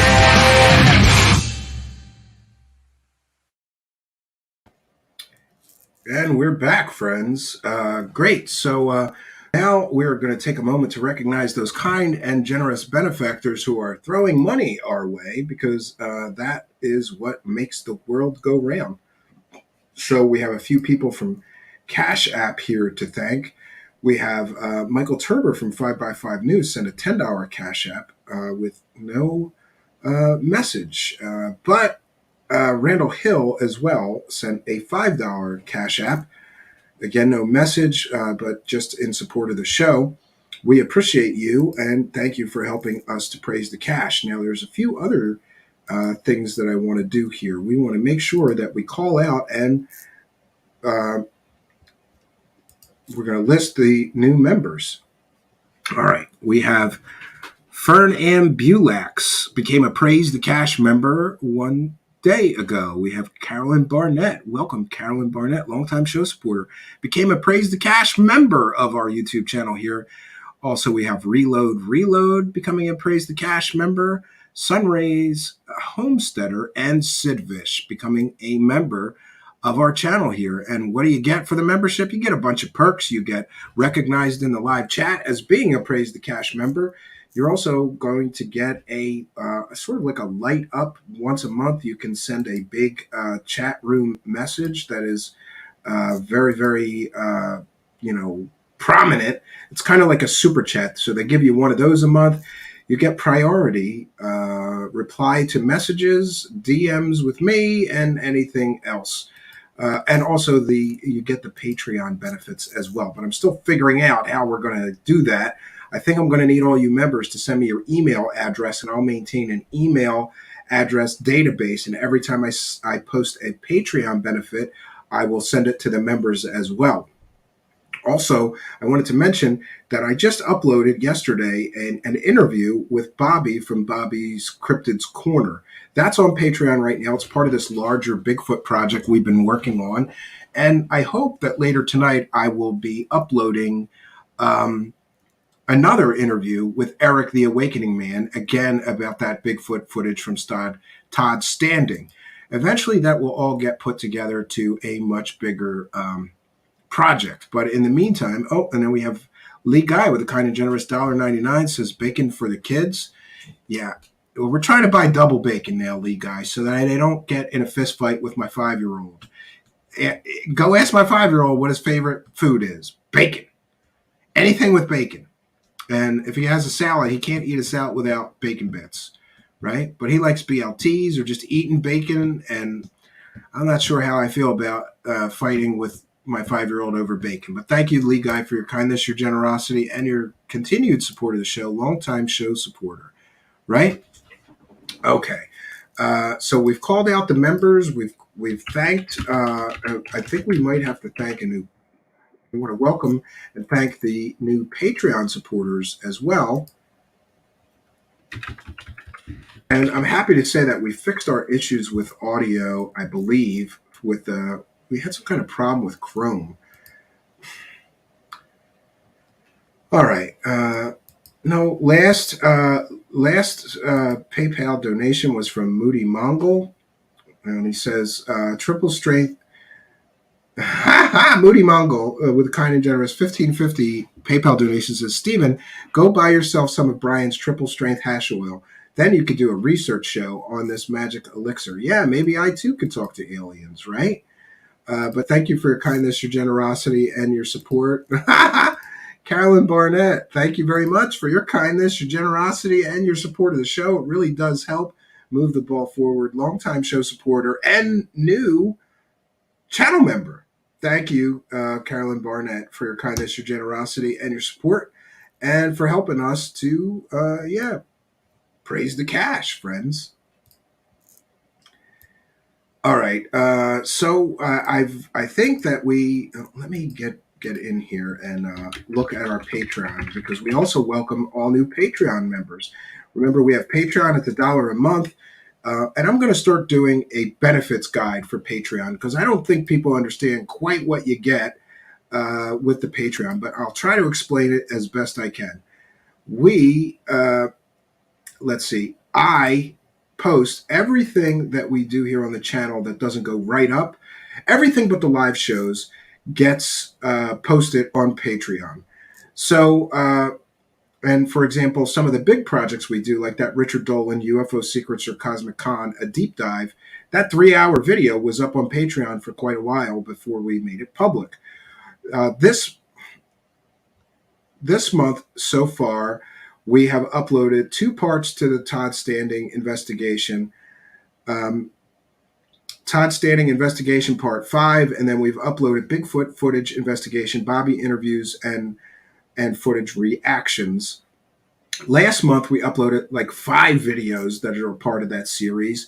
None of that stuff has been made public yet. It's all on Patreon. You can join Patreon for as little as $1 a month. I put my music there. We do a monthly show journal. I'm going to try to be posting more and more content there, because I realized that here's what I do. I put together all of this stuff. Like I'm putting together 3-hour videos. You don't do that in one shot. So I'll have 5 minutes or 20 minutes of that 3-hour larger project just sitting on my hard drive for months until we glue them all together. So I'm not doing that anymore. What I'm doing now is that when I have a significant portion of that larger project done, I'm uploading it straight to Patreon, and you all, as Patreon supporters, get that backstage pass. You get to see this stuff before anybody else does. And also, I realize that as the show grows, it's getting a little bit harder for me to get back to everybody. And I hate to say this, but if you're a Patreon supporter or a member, I get back to you same day. If not, you might get lost in my inbox. And if you do, just send me a message again. I apologize. Some people get pissed off at me. Like, I sent you an email on the 13th of last month and you haven't replied. Well, I get 100 emails a day some days. So I apologize. The Josh and Artemis show with the kind and generous. Oh, I forgot they're Canadian. Well, at least Artemis is Canadian. That other guy's a limey bastard, right? British bastard. For the love of bacon. Very popular in this house, too. Thank you for your kindness, your generosity, and your support of the show. We much, much appreciate it, and we support your show as well. Thank you for helping us to praise the cash. Praise the cash, friends. We're having a good money day today. We did a show earlier, and somebody gave a big fat super chat. Hey, every dollar helps, but I sure appreciate those big fat super chats as well. I appreciate all you kind and generous Patreon supporters, new channel members, Cash App senders, PayPal donators, and super chatters, super sticker people as well. We appreciate you as you are appreciating us and helping us to continue this journey. We're a viewer-supported show. The other way that you could support our show, this is important for me to keep going with this mantra, the other way to support our show is to like, comment, subscribe, and share. If you're not already a subscriber here, please smash that subscribe button, hit that notification bell. And also, if you're listening in audio podcast land, it's important that you realize you're missing half the fun. You can come here on our YouTube channel when we tape the podcast and become part of the live audience. We take audience questions. It's a very interactive experience. You are most welcome. So if you're listening in audio podcast land, come on over to YouTube. Just put Truth Seekers, one word, Truth Seekers, in the search bar. Look for me, Stephen Cambian, the strange guy with glasses. It's usually the first search result. Smash the subscribe button, hit that notification bell, and you too can come here and be a part of our live tapings. Don't just listen to the show, though we appreciate it if you do. Don't just watch the show, though we appreciate it if you do. No, come here and be a part of the show. Be a part of the experience. You are most welcome here. We welcome skeptics, believers, everybody in between. And we have a good bunch of people, very nice people in the live chat. We also have a Discord server. So you can chat with people not just while we're doing the live broadcast, but also 24 hours a day, 7 days a week. There's lots of, I'm very excited about our Discord server because every time I go in there, there's some video somebody posted or some article that I would probably want to read anyway. Great crowd at the Discord server. Please do go on over to the Discord server. And also, people ask me, how do I know when you're doing a show? I'm terrible with scheduling things because I have 2 children and they were on vacation this week, so it's been rough. The best way to know about the show here is to follow me on Twitter. It's at Stephen Cambian. You'll see it at the top of our banner on our main channel. Just at Stephen Cambian on Twitter, my name that you see right here. And you can follow me on Twitter. We post every live show a little bit before it happens, sometimes right before it happens. And that's the best way to keep up with me. Now we'll take some comments and questions from the live chat before we wrap things up here. Randall Hill speaks. You guys are great, Josh and Artemis. I love the show earlier. Yeah, I encourage you to go over and subscribe to those guys as well. If you liked some of the shows that we do here, you'll probably like some of their shows.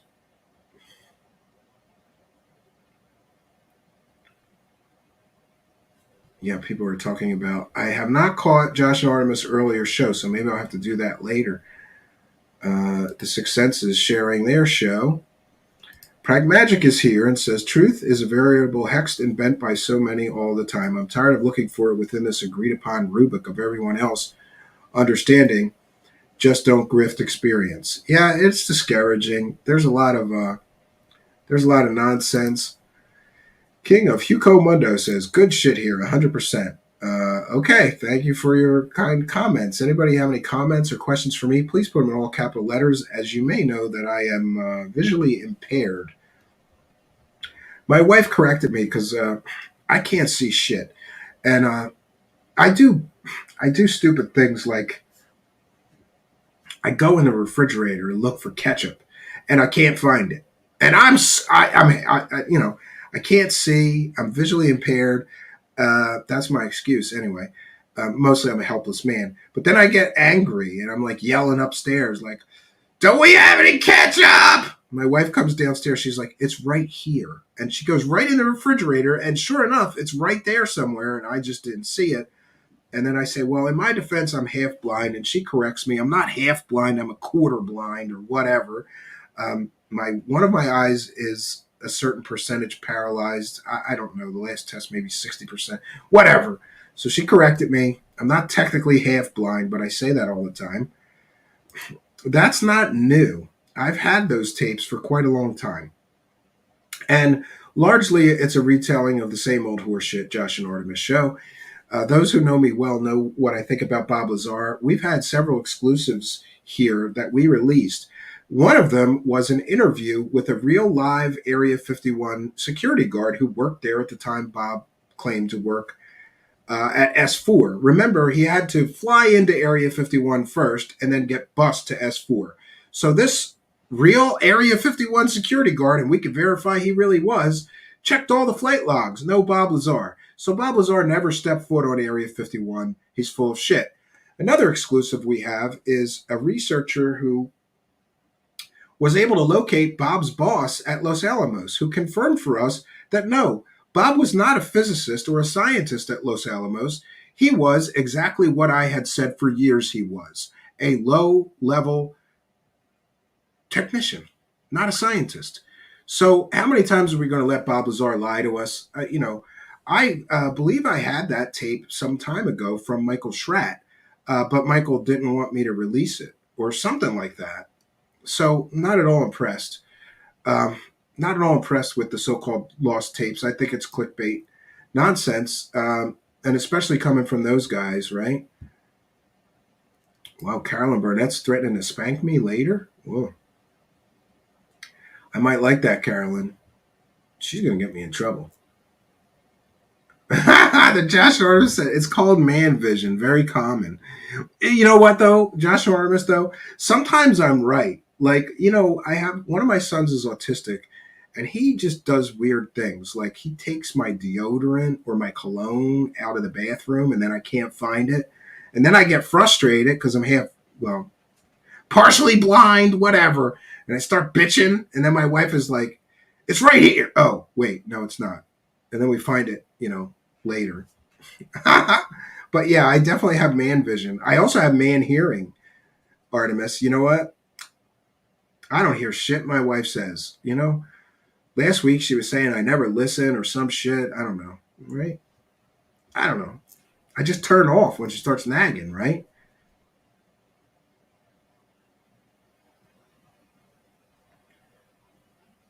Okay, let's see. B. Baker says, whether or not it's deliberate, documentaries like you talked about tonight suck all the air out of the room for good information. Yeah, the other thing I was left with, B. Baker, is why did you make this documentary? What was the motivation? And really, it comes down to the motivation was we can make money. Because normally there's some kind of new information that would prompt you to make a documentary. But in this case, there was no new information except for those two new bullshit stories, which we're going to bust out as completely and totally fake, made up bullshit, horseshit stories. The motivation for them to make this had to just be money, because it's just a repeat of everything Stephen Greer has been saying for 10 years now in previous documentaries.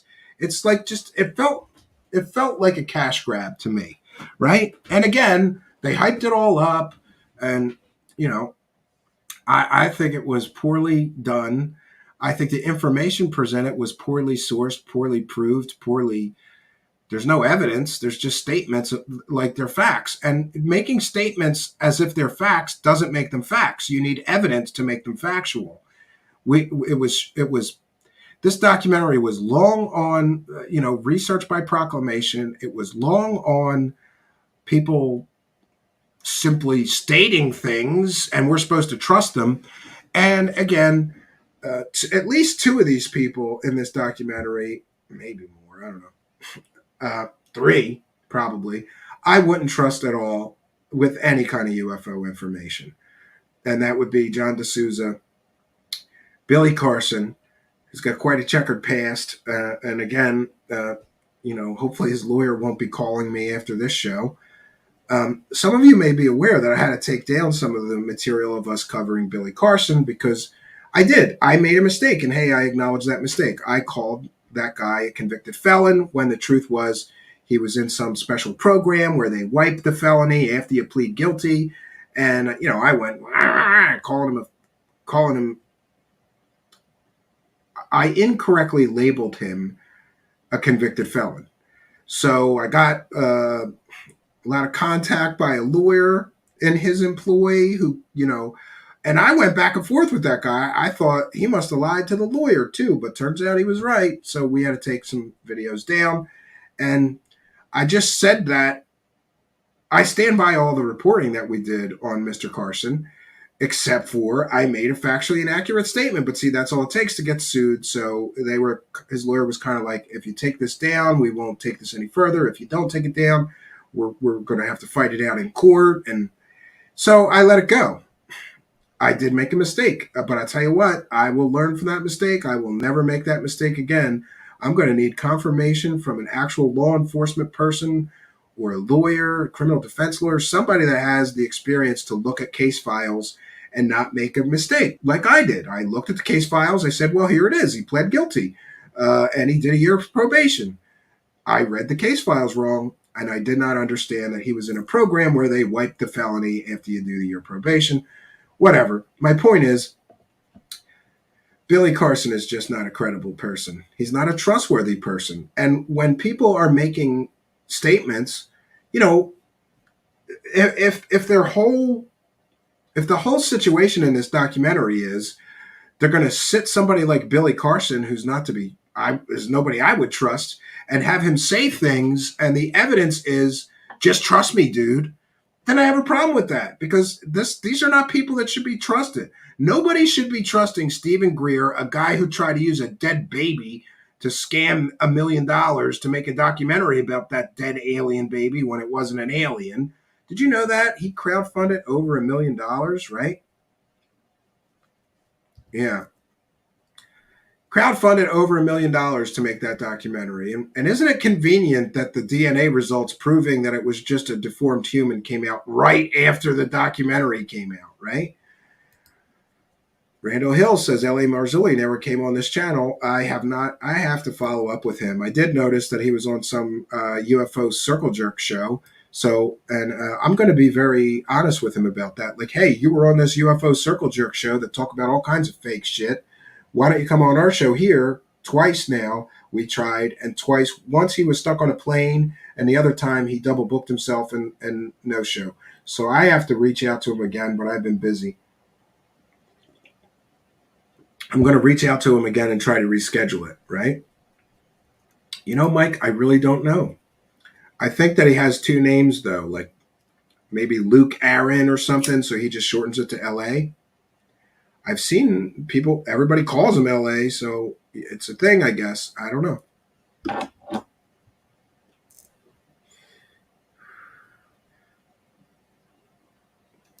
Yeah, are people going to sue for their $1 million back? Well, it's called the Cosmic Con Shuffle, Logan. After you get the money, and then everybody finds out you were selling fake horse shit, you just do the Cosmic Con Shuffle, shuffle off, and go away for a little while so you can keep the money. And then you come back with new fake stories, kind of like this is part of the Cosmic Con Shuffle. And I guarantee that the Cousins brothers and Stephen Greer are going to be doing the Cosmic Con Shuffle right now. Because suddenly, these three guys have to explain why Dr. Stephen Greer lied through his teeth and told everybody that there was an entire engineering firm in Michigan who all got murdered. Like, did he not stop and think, like, wait, maybe I better not say this because somebody could fact check this shit? It's amazing. Why don't these people, Randall Hill speaks, says, why don't these people ever go to the jail? Do they have some sort of connections to the government? Like they're just info agents. Yeah, it might be.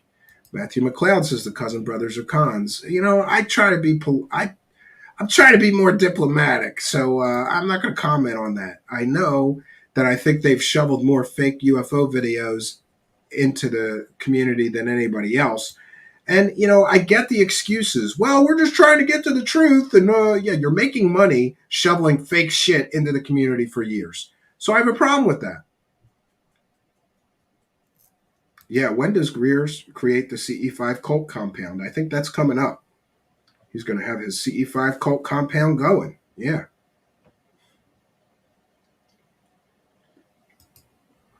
Oh, Logan says that was just this past weekend. Maybe. Yeah.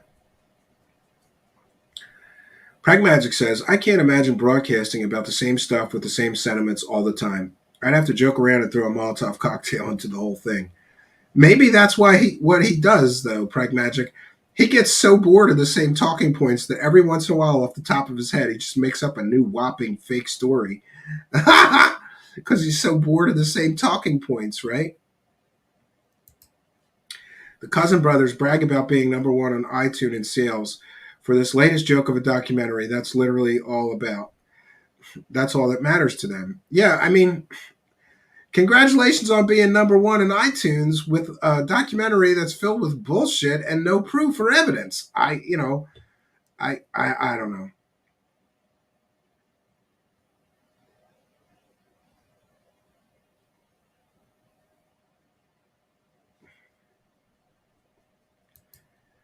The Sixth Sense says sensationalized content is problematic and always seems to be a get out of jail free card. Yeah, I agree with you.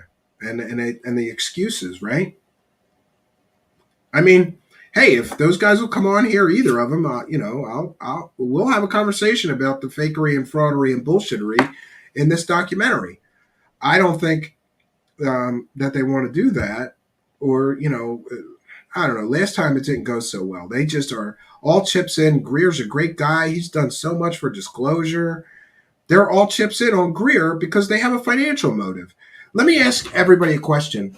Did you ever hear anybody that didn't have a financial motive talk about Stephen Greer in a positive light? I never have. It's only people that are making money with or from him that talk about him being a positive force in this thing. Everybody else knows that he's essentially a scammer on the take, making millions and millions of dollars. Dr. Stephen Greer has probably made more money on UFOs than anybody else in this business. And good for him, but it's probably, ill-gotten gains, right? I think it's ill-gotten gains. I don't think that it's really worth, I don't know. Everybody has their own threshold of morality and ethics, right? To me, I would feel terrible if I produced this documentary with Stephen Greer telling bullshit stories about, an entire engineering firm getting murdered. Like, that can't be checked, right? John Lies is here and says, Greer went from a spearhead for openness 20 years ago to enlightened guru more akin to Looney Wilcook. Yeah, and I think that he certainly has a messiah complex, right? After all, he's one of these UFO messiahs. He's special, John Lies, and he's going to bring us disclosure. But so far, all he does is bring us his hand out. Give me some more money. Give me some more money. Disclosure's coming. I just need a little more money, right? And I had something else to cover, which was his latest cash grab, but we're going to do that on another show. Yeah. B. Baker correctly pointing out, throwing their hands up and saying, we're just asking questions or putting out testimony is exactly the same crap that Eric Von Donigan used to pull. Yeah, and Eric Von Donigan was a verified con artist. Like, Eric Von Donigan got literally caught conning people out of money along the way, right? So one of the things you'll notice in this UFO world is that many of the sources of information have very problematic backgrounds. They have criminal histories or, things like that. It's amazing. It's amazing. I'm amazed that some people could get away with some of this stuff, but,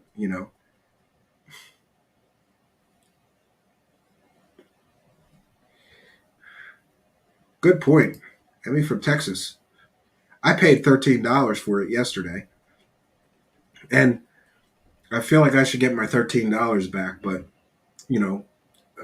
luckily, oh, wait a minute. Let me just check here. See, here's what I reasoned. And here is what I reasoned, Emmy. Emmy M. Texas, I'm not sure I've seen you here before, and if you're new, welcome. You are most welcome here. Please do subscribe and hit the notification bell. We'd like to see you again. So, Emmy, what I realized is, like, I didn't really want to pull the trigger on this for $13 because I kind of knew I didn't think I would get my $13 worth, given that the principal people producing this was Third Phase of Moon and Dr. Stephen Greer. I was pretty sure I'm not going to feel like I got my $13 worth for this documentary, but I knew that if I did the review of the documentary, I would most likely get my $13 back from you kind and generous supporters that want me to review it. And it turns out that's exactly what happened.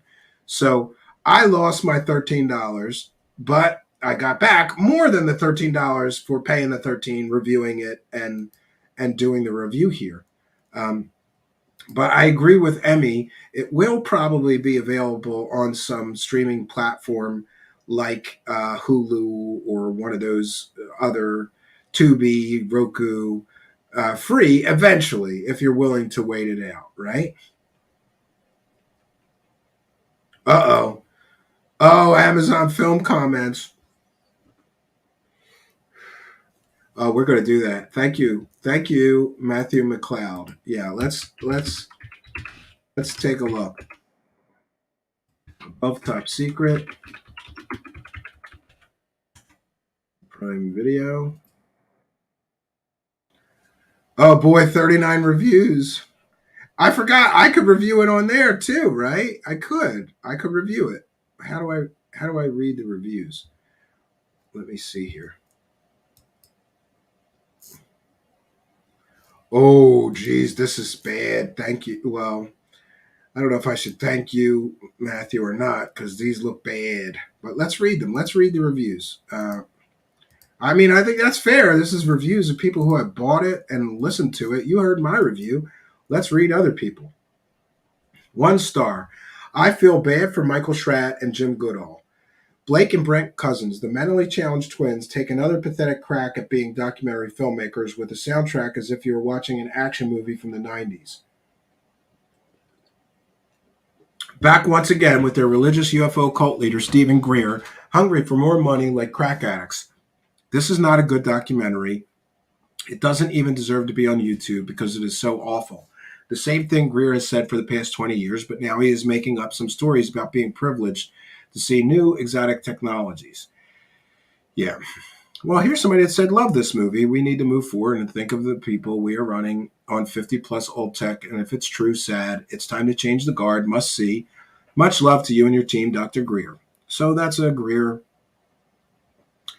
Okay. Here's a 1-star review. This is literally a remixed version of Countdown to Disclosure, the secret technology behind Space Force, with some extended interview excerpts from said documentary, available for free on YouTube and Tubi. The people are all wearing the same clothes, same hair, same interview.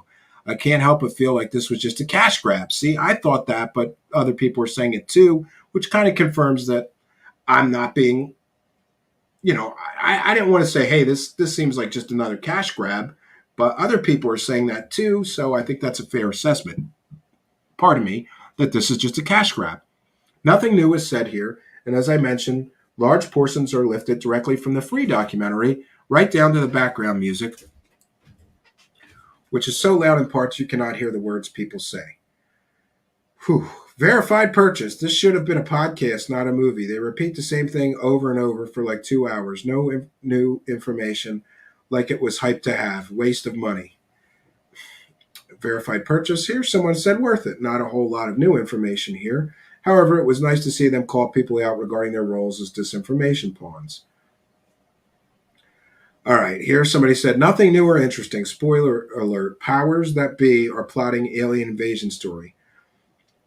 If you have seen any of his other films, this is a rehash of every other film. Zero disclosure, zero new anything.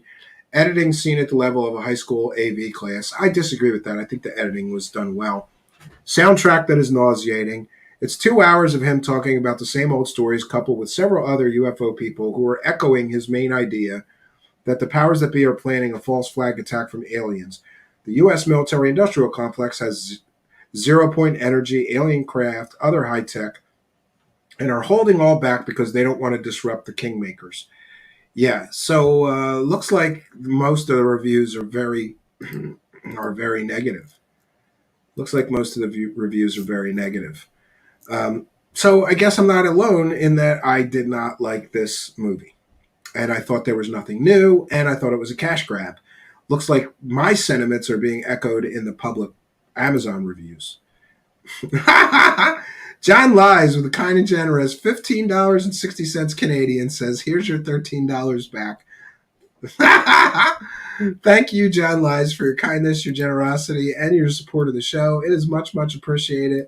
I want to thank you for helping us to praise the cash. Praise the cash. Praise the cash, friends. Thank you, John Lies.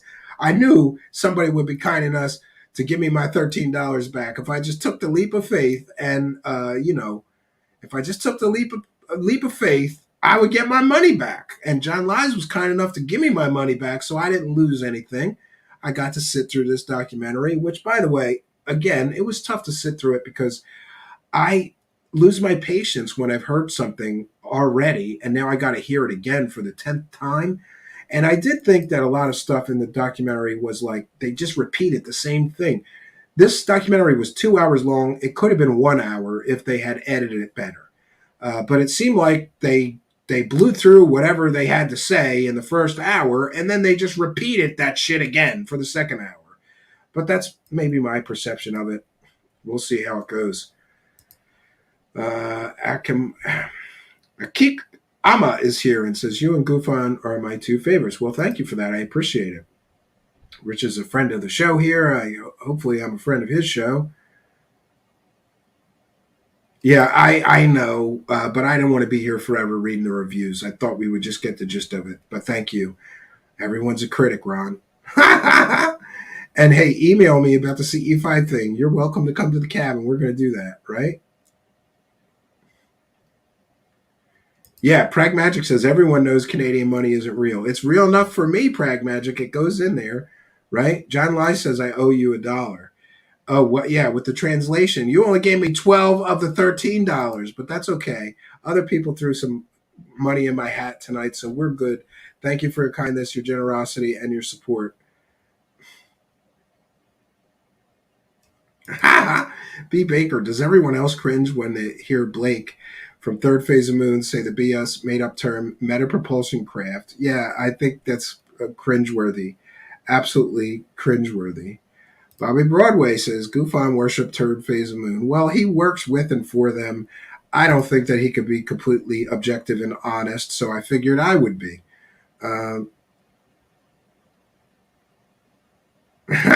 Oh no, they ganged up on me just mentioning Third Phase of Moon, like glass reflection videos. Thanks, Gufan.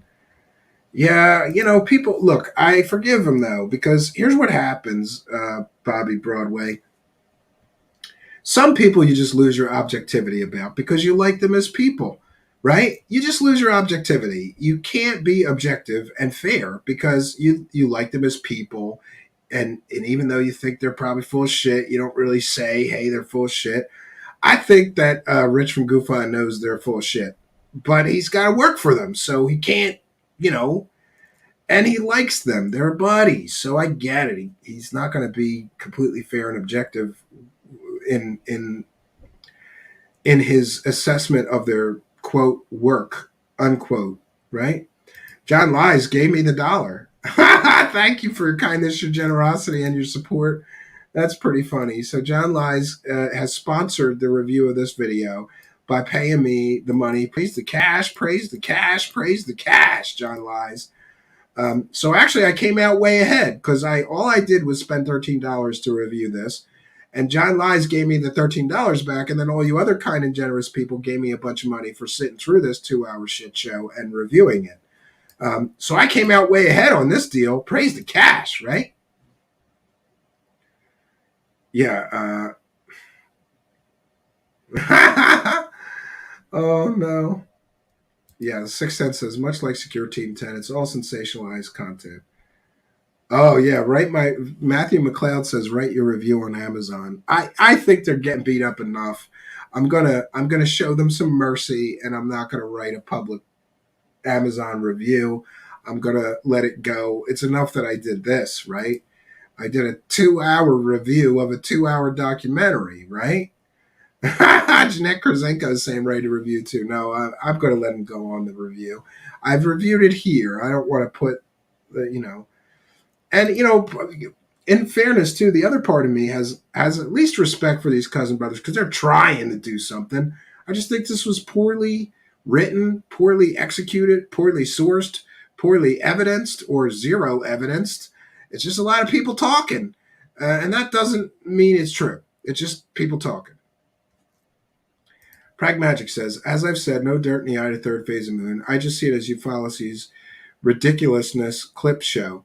They are producers that use other people's documentation in their show. Yeah. Matthew says, don't cop out. Carolyn Burnett says, my laugh is the best. Somebody put in the comments that my laugh is horrendous. And I kind of laughed at that because most people talk about liking my laugh, but somebody took the time to put in the comments of a video that my laugh is horrendous. I sound like the Joker on crack or something like that.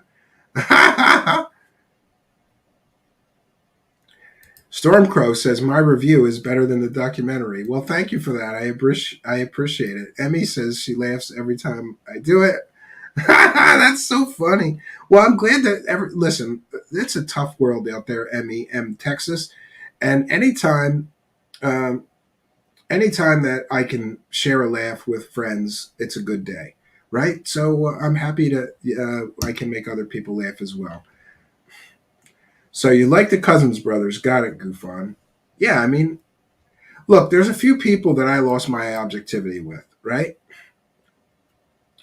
I really like this Stephanie from Willow Unity. I really like this Autumn Rose, who's a tarot card reader and a psychic.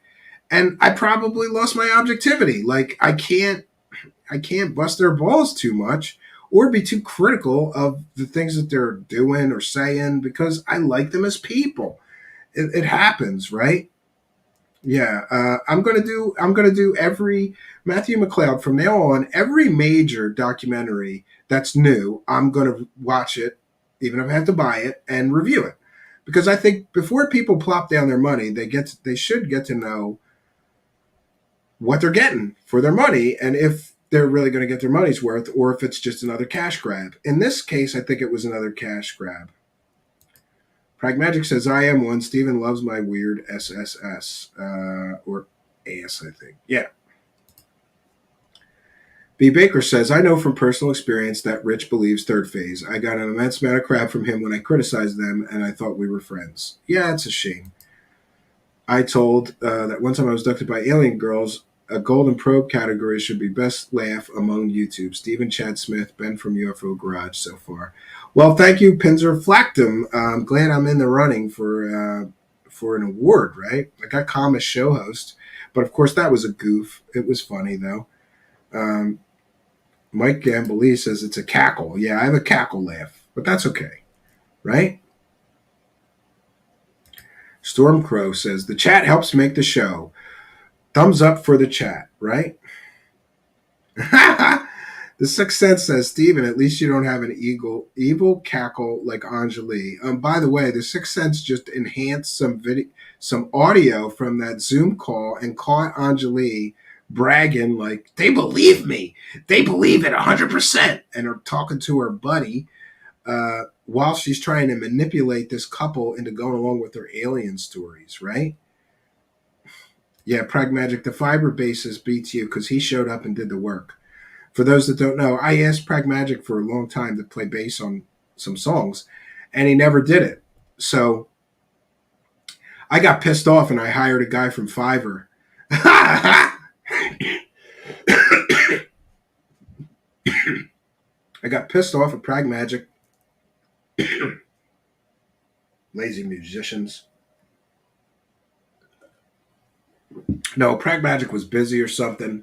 Didn't have time to do it.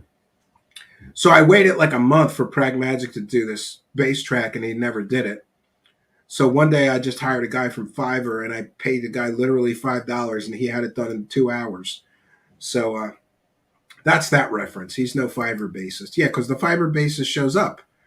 I would have given Pragmagic $5 if that's what it would have taken to get the project done. Stormcrow, Anjali, I'm going to get rich off these suckers.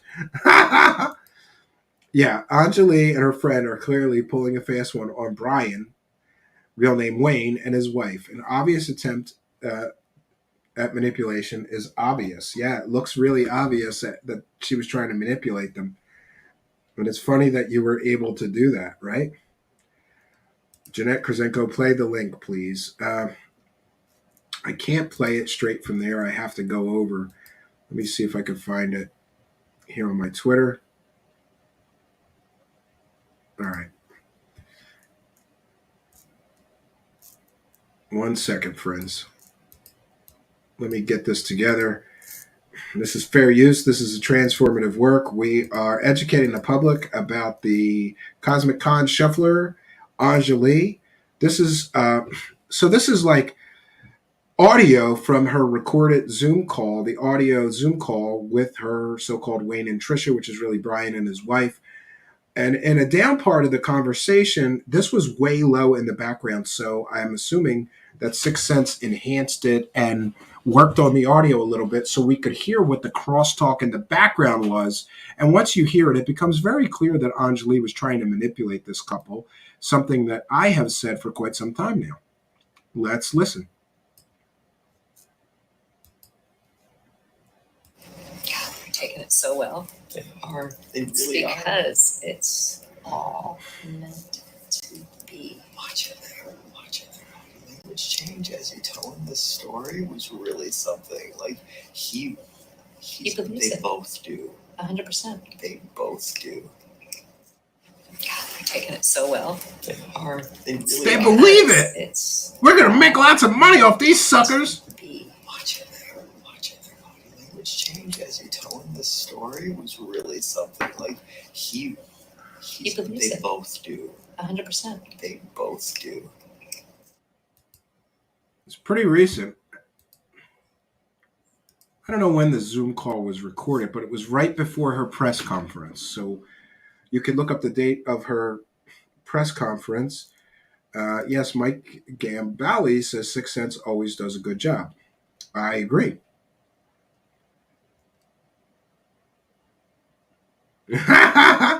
Anjali posted it on her channel, so I took the liberty of cleaning up the audio. Yeah, and we get to hear that crosstalk of them being like, yeah, they really believe this nonsense bullshit. We're going to make lots of money off these suckers. It's an obvious attempt to manipulate this couple. Yeah, Carolyn Barnett says that was knucking futz. I agree with you. Yeah. Yeah, why would she post that herself? I think it was part of a larger audio track, right, Logan? And you didn't really hear clearly what was being said here. So the Sixth Sense was kind enough to enhance it so that we could all hear what that crosstalk in the background was about.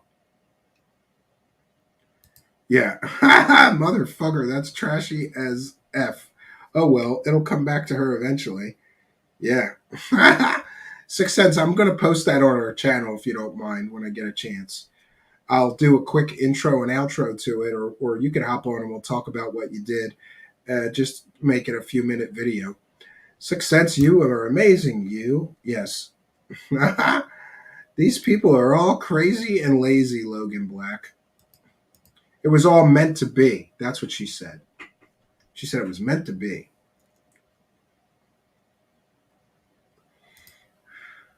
Uh-oh.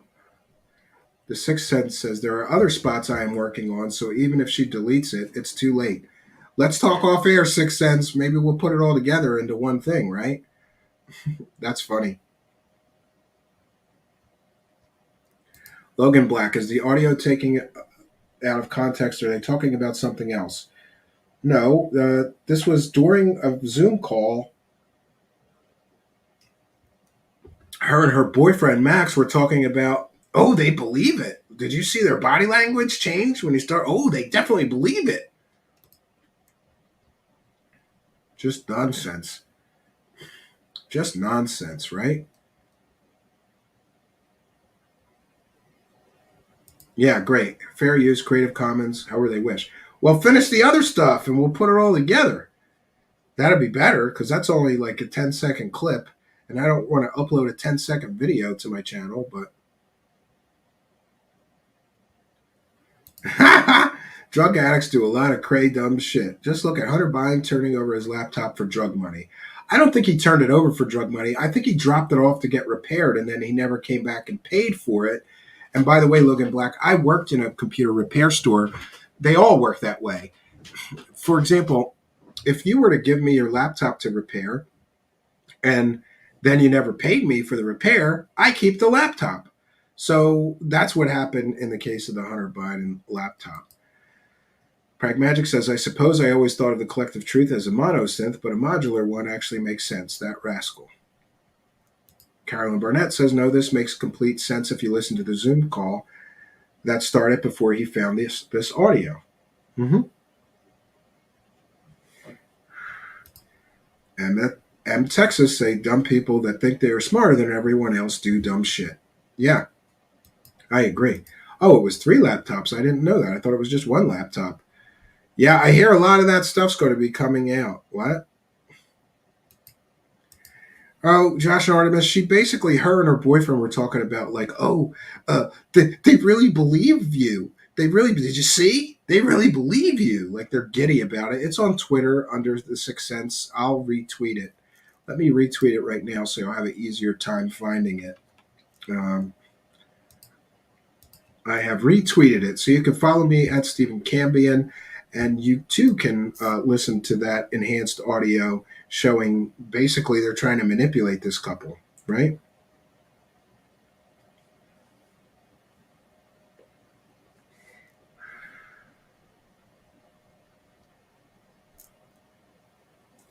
Yeah, I got to be careful with that Logan Black because I can't say something that I'm not sure that I have fact checked and I'm sure is accurate information, or I'll get dinged for whatever, here.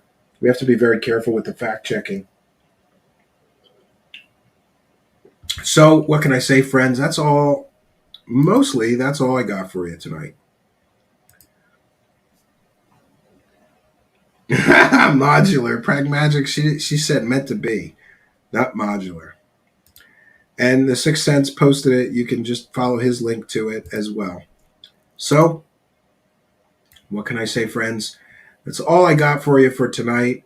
Tomorrow, I'm supposed to be going to the cabin tomorrow because it's Sunday, is Easter. I'm going to go a day early and come back a day early so that I'm here for the kids for Easter Sunday. Hope you guys are all going to have a great Easter. I think we're just staying home. My wife is taking the kids to see their grandmother on Saturday. I won't be here, but I'll be returning Saturday. And then Sunday, we're just going to have a nice Easter dinner, have the kids, open their gifts and all of that stuff. I'm looking forward to it. I hope you and your family will be having a great Easter as well. I love spring. I love Easter. It feels like a time of rebirth and renewal. And I always tend to feel more energized and willing to take on new challenges and new projects in the spring. I'm taking on a lot of projects at that cabin. I'm trying to finish the sunroom, and then I've got to build a covered porch for the whole front of the cabin, which is 36 feet wide. So quite some challenges ahead in my spring. But I want to thank each and every one of you for joining us. I want to thank each and every one of you for joining us. I want to thank each and every one of our kind and generous benefactors, all the Patreon supporters, all the PayPal donators, all the Cash App senders, all the Super Chatters, all the YouTube members here. You really do put a smile on my face. Every time you send a Super Chat, you make a Stephen Cambion smile. What can I say? Every time you send a PayPal donation or a Cash App or become a member, I smile. I can't help but smile knowing there's people all over the world that are willing to throw a couple of bucks in my hat and keep us doing this great work.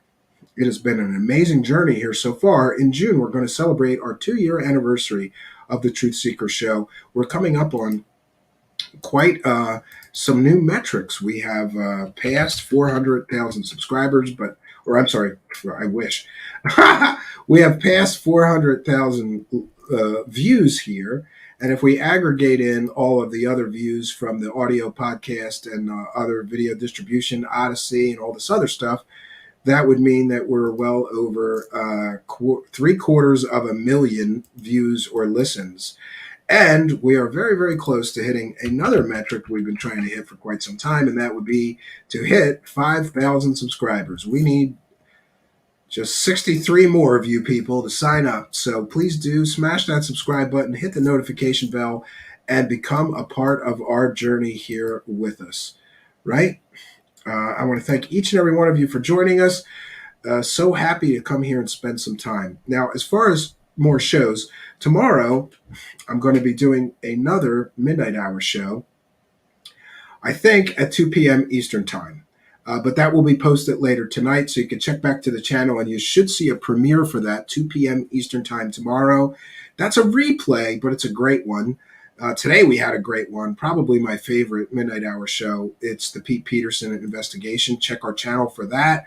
That is just chock full of proven David Wilcock's #1 whistleblower is a complete and total fabricated fraud.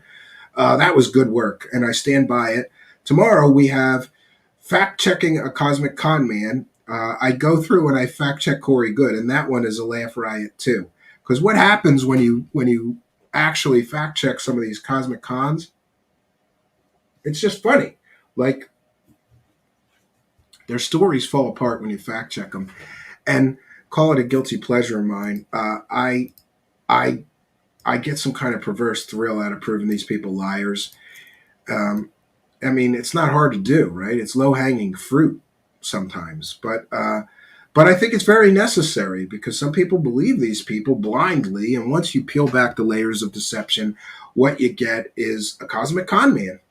It's very clear to me that Stephen Greer is one of the biggest cosmic con artists.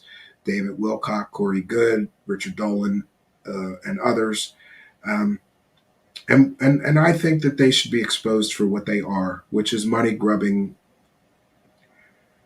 profiteers. Everybody's going to bring us disclosure. They just need a lot of money first, millions. Apparently, disclosure costs millions of dollars. And I think if anybody really did have the smoking gun evidence, the last thing they would be doing is looking for a big cash out for it. But, you know, human nature being what it is. But what if they just got one cash out and gave us the smoking gun evidence, not string us along for 20 or 30 years like most of these guys do, promising us that they're going to get to the truth about these aliens. But they never do, but they always have their hand out for the next payoff, right? That's where we're at. That's where we find ourselves. Always happy when there's an audience. Thanks so much for coming here today and being a part of mine. Until next time, friends, my name is Stephen Cambion. Good night, and God bless all of you.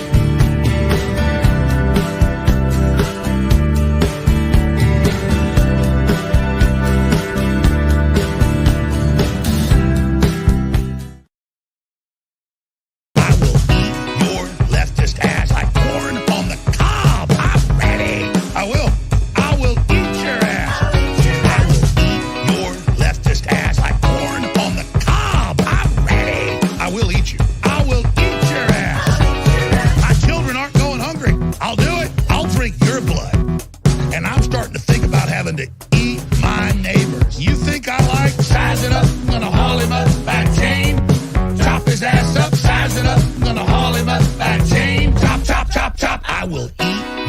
leftist ass like corn on the cob. I'm ready. I will eat your ass. I will eat your leftist ass like corn on the cob. I'm ready. I will eat you. I will eat your ass. I'll barbecue your ass flat. I will cook your ass up so fast, and I'll tell them, "Oh, I killed a cow out back, baby." You think Christ would eat somebody? He would never do that. I will. I'm ready to hang them up, gut them and skin them and chop them up. You know what? I'm ready. I will eat your leftist ass like corn on the cob. I'm ready. I will eat your ass. I will eat your leftist ass like corn on the cob. I'm ready. I will eat you. I will eat your ass. I will eat your leftist ass like corn on the cob. I'm ready.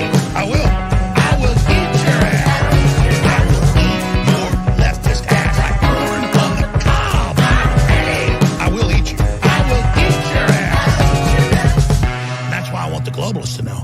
I will eat your ass first. I swear to God, if it's the last thing I do, I'm going to get my hands around your throat.